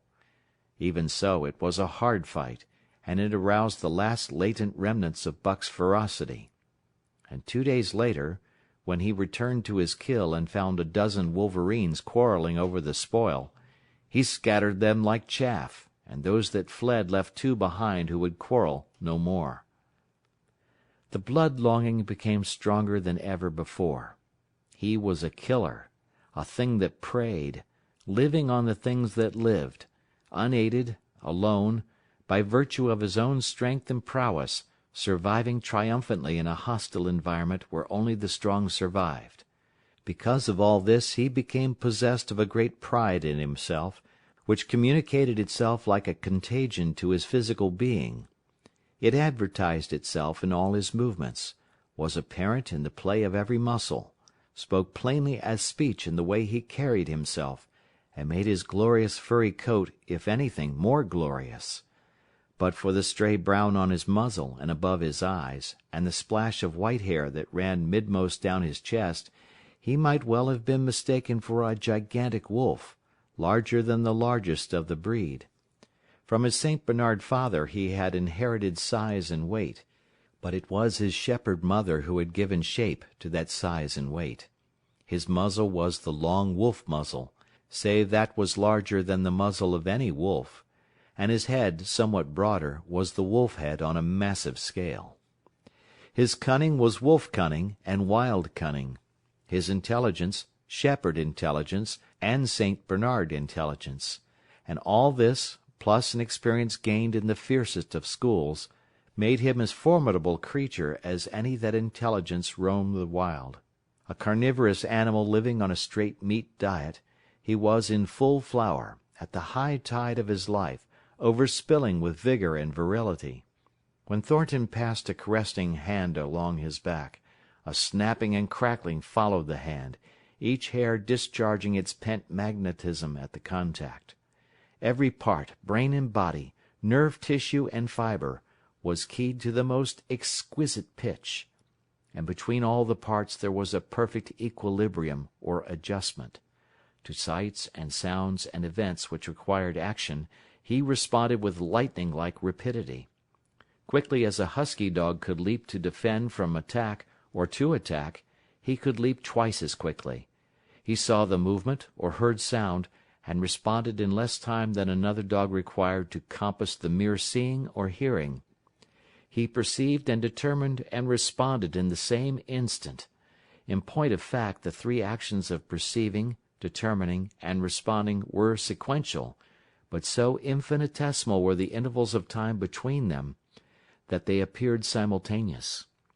His muscles were surcharged with vitality, and snapped into play sharply, like steel springs. Life streamed through him in a splendid flood, glad and rampant, until it seemed that it would burst him asunder in sheer ecstasy, and pour forth generously over the world. "Never was there such a dog," said John Thornton one day, as the partners watched Buck marching out of camp. "When he was made, the mold was broke," said Pete. "By jingo, I think so mineself," Hans affirmed. They saw him marching out of camp, but they did not see the instant and terrible transformation which took place as soon as he was within the secrecy of the forest.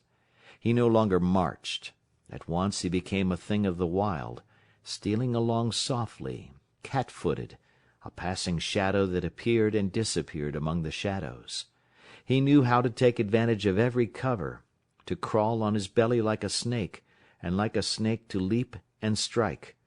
He could take a ptarmigan from its nest, kill a rabbit as it slept, and snap in mid-air the little chipmunks fleeing a second too late for the trees. Fish in open pools were not too quick for him, nor were beaver, mending their dams, too wary.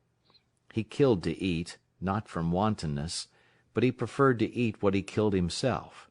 So a lurking humor ran through his deeds, and it was his delight to steal upon the squirrels, and when he all but had them, to let them go, chattering in mortal fear to the tree-tops. As the fall of the year came on, the moose appeared in greater abundance, moving slowly down to meet the winter in the lower and less rigorous valleys. Buck had already dragged down a stray part-grown calf, but he wished strongly for larger and more formidable quarry, and he came upon it one day on the divide at the head of the creek. A band of 20 moose had crossed over from the land of streams and timber, and chief among them was a great bull. He was in a savage temper, and standing over 6 feet from the ground, was as formidable an antagonist as even Buck could desire. Back and forth the bull tossed his great palmated antlers, branching to 14 points, and embracing 7 feet within the tips. His small eyes burned with a vicious and bitter light, while he roared with fury at sight of Buck. From the bull's side, just forward of the flank, protruded a feathered arrow end, which accounted for his savageness. Guided by that instinct which came from the old hunting days of the primordial world, Buck proceeded to cut the bull out of the herd. It was no slight task. He would bark and dance about in front of the bull, just out of reach of the great antlers and of the terrible splay hoofs which could have stamped his life out with a single blow. Unable to turn his back on the fanged danger and go on, the bull would be driven into paroxysms of rage. At such moments he charged Buck, who retreated craftily, luring him on by a simulated inability to escape. But when he was thus separated from his fellows, 2 or 3 of the younger bulls would charge back upon Buck and enable the wounded bull to rejoin the herd. There is a patience of the wild, dogged, tireless, persistent as life itself, that holds motionless for endless hours the spider in its web, the snake in its coils, the panther in its ambuscade. This patience belongs peculiarly to life when it hunts its living food, and it belonged to Buck as he clung to the flank of the herd, retarding its march, irritating the young bulls, worrying the cows with their half-grown calves, and driving the wounded bull mad with helpless rage. For half a day this continued. Buck multiplied himself, attacking from all sides, enveloping the herd in a whirlwind of menace, cutting out his victim as fast as it could rejoin its mates, wearing out the patience of creatures preyed upon, which is a lesser patience than that of creatures preying. As the day wore along, and the sun dropped to its bed in the northwest, the darkness had come back, and the fall nights were 6 hours long. The young bulls retraced their steps more and more reluctantly to the aid of their beset leader. The downcoming winter was harrying them on to the lower levels, and it seemed they could never shake off this tireless creature that held them back. Besides, it was not the life of the herd or of the young bulls that was threatened. The life of only one member was demanded, which was a remoter interest than their lives, and in the end they were content to pay the toll. As twilight fell, the old bull stood with lowered head, watching his mates, the cows he had known, the calves he had fathered, the bulls he had mastered, as they shambled on at a rapid pace through the fading light. He could not follow, for before his nose leaped the merciless fanged terror that would not let him go. 300 weight more than half a ton he weighed. He had lived a long, strong life, full of fight and struggle, and at the end he faced death at the teeth of a creature whose head did not reach beyond his great knuckled knees. From then on, night and day, Buck never left his prey, never gave it a moment's rest, never permitted it to browse the leaves of trees or the shoots of young birch and willow. Nor did he give the wounded bull opportunity to slake his burning thirst in the slender, trickling streams they crossed. Often, in desperation, he burst into long stretches of flight. At such times Buck did not attempt to stay him, but loped easily at his heels, satisfied with the way the game was played, lying down when the moose stood still, attacking him fiercely when he strove to eat or drink. The great head drooped more and more under its tree of horns, and the shambling trot grew weak and weaker.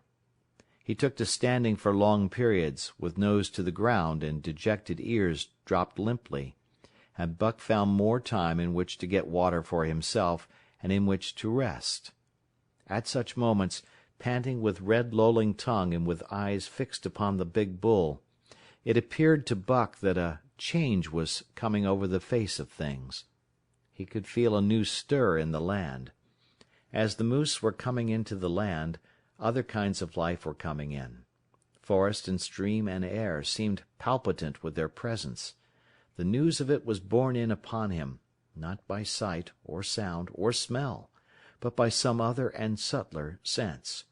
He heard nothing, saw nothing, yet knew that the land was somehow different, that through it strange things were afoot and ranging, and he resolved to investigate after he had finished the business in hand. At last, at the end of the 4th day, he pulled the great moose down. For a day and a night he remained by the kill, eating and sleeping, turn and turn about. Then, rested, refreshed, and strong, he turned his face toward camp and John Thornton. He broke into the long, easy lope, and went on, hour after hour, never at loss for the tangled way, heading straight home through strange country with a certitude of direction that put man and his magnetic needle to shame. As he held on he became more and more conscious of the new stir in the land. There was life abroad in it different from the life which had been there throughout the summer. No longer was this fact borne in upon him in some subtle, mysterious way. The birds talked of it, the squirrels chattered about it, the very breeze whispered of it. Several times he stopped and drew in the fresh morning air in great sniffs, reading a message which made him leap on with greater speed. He was oppressed with a sense of calamity happening, if it were not calamity already happened, and as he crossed the last watershed and dropped down into the valley toward camp, he proceeded with greater caution. 3 miles away he came upon a fresh trail that sent his neck hair rippling and bristling. It led straight toward camp and John Thornton. Buck hurried on, swiftly and stealthily, every nerve straining and tense, alert to the multitudinous details which told a story, all but the end. His nose gave him a varying description of the passage of the life on the heels of which he was traveling. He remarked the pregnant silence of the forest. The bird life had flitted. The squirrels were in hiding. One only he saw, a sleek, gray fellow, flattened against a gray, dead limb so that he seemed a part of it, a woody excrescence upon the wood itself. As Buck slid along with the obscureness of a gliding shadow, his nose was jerked suddenly to the side as though a positive force had gripped and pulled it. He followed the new scent into a thicket and found Nig. He was lying on his side, dead where he had dragged himself, an arrow protruding, head and feathers, from either side of his body. 100 yards farther on, Buck came upon one of the sled dogs Thornton had bought in Dawson. This dog was thrashing about in a death struggle, directly on the trail, and Buck passed around him without stopping. From the camp came the faint sounds of many voices, rising and falling in a sing-song chant. Bellying forward to the edge of the clearing, he found Hans, lying on his face, feathered with arrows like a porcupine.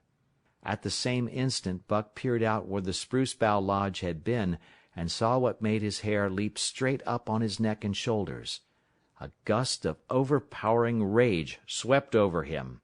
He did not know that he growled, but he growled aloud with a terrible ferocity. For the last time in his life he allowed passion to usurp cunning and reason, and it was because of his great love for John Thornton that he lost his head. The Yeehats were dancing about the wreckage of the Spruce Bough Lodge when they heard a fearful roaring, and saw rushing upon them an animal the like of which they had never seen before. It was Buck, a live hurricane of fury, hurling himself upon them in a frenzy to destroy. He sprang at the foremost man, it was the chief of the Yeehats, ripping the throat wide open till the rent jugular spouted a fountain of blood.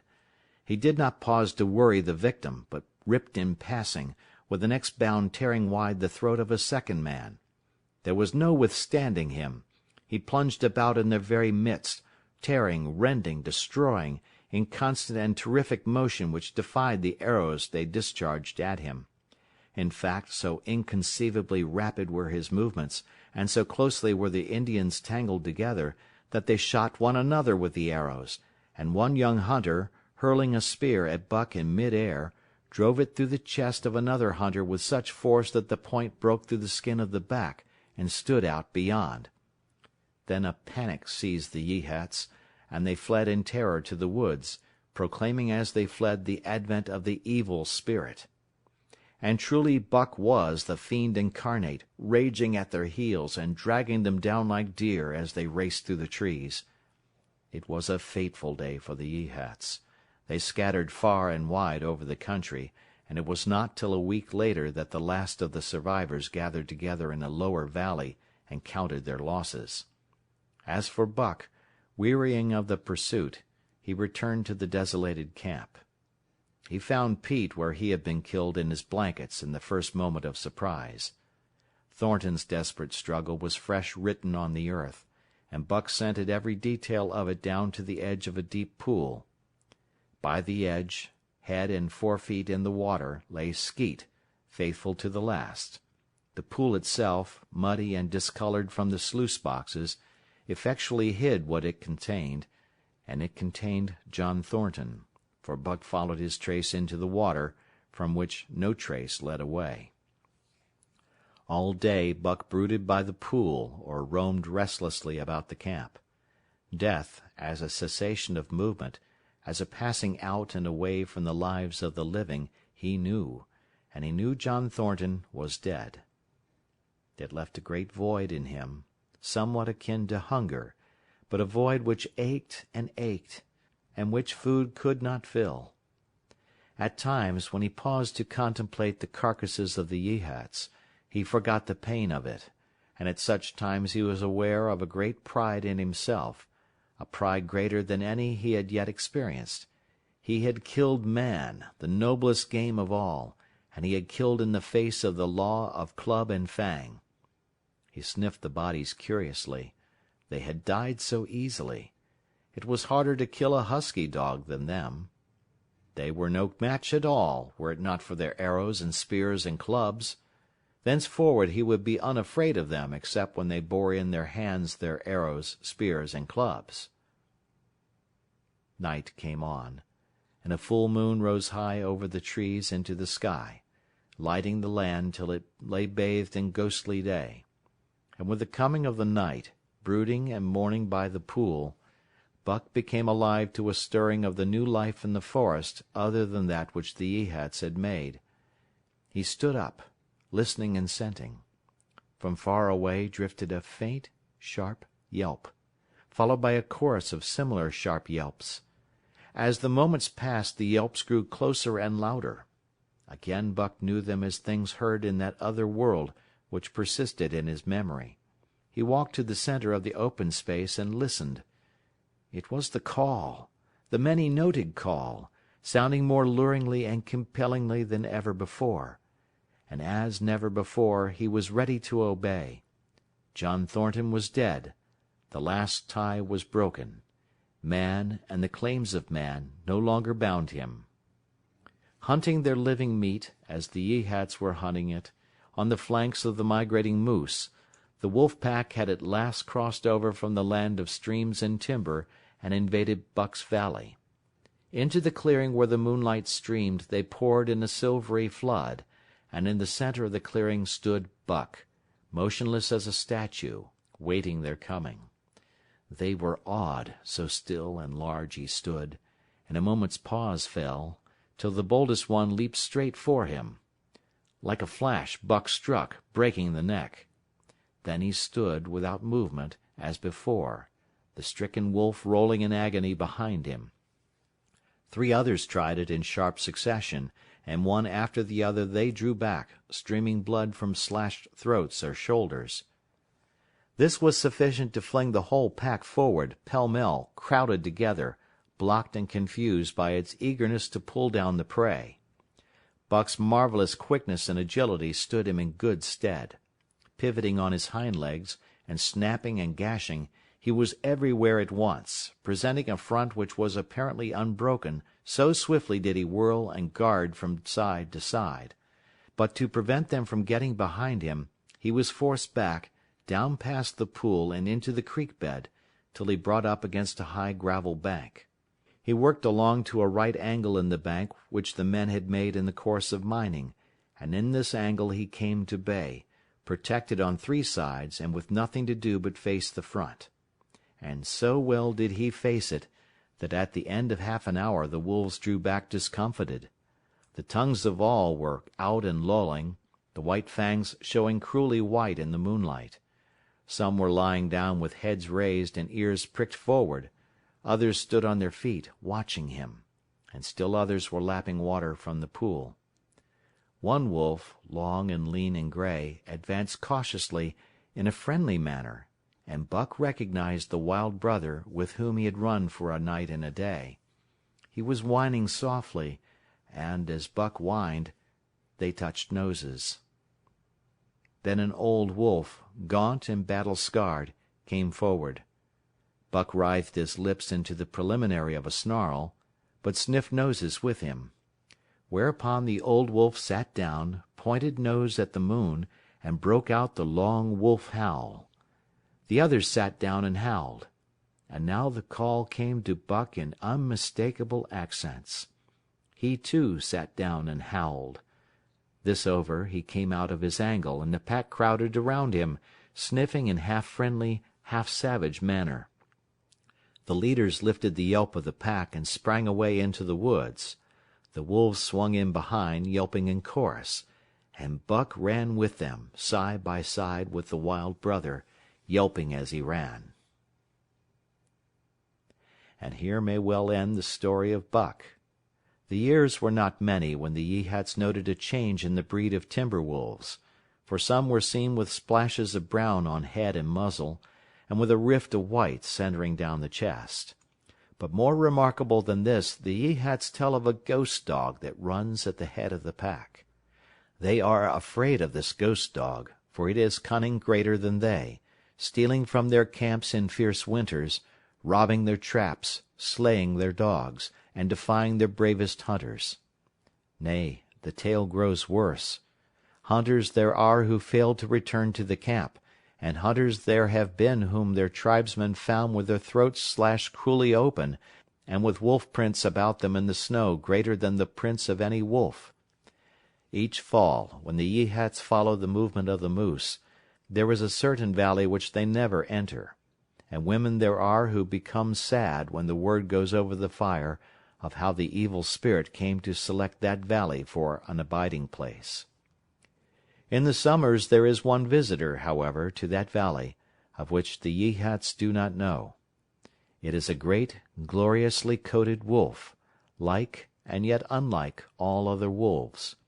He crosses alone from the smiling timberland, and comes down into an open space among the trees. Here a yellow stream flows from rotted moose-hide sacks, and sinks into the ground, with long grasses growing through it, and vegetable mold overrunning it and hiding its yellow from the sun. And here he muses for a time, howling once, long and mournfully, ere he departs. But he is not always alone.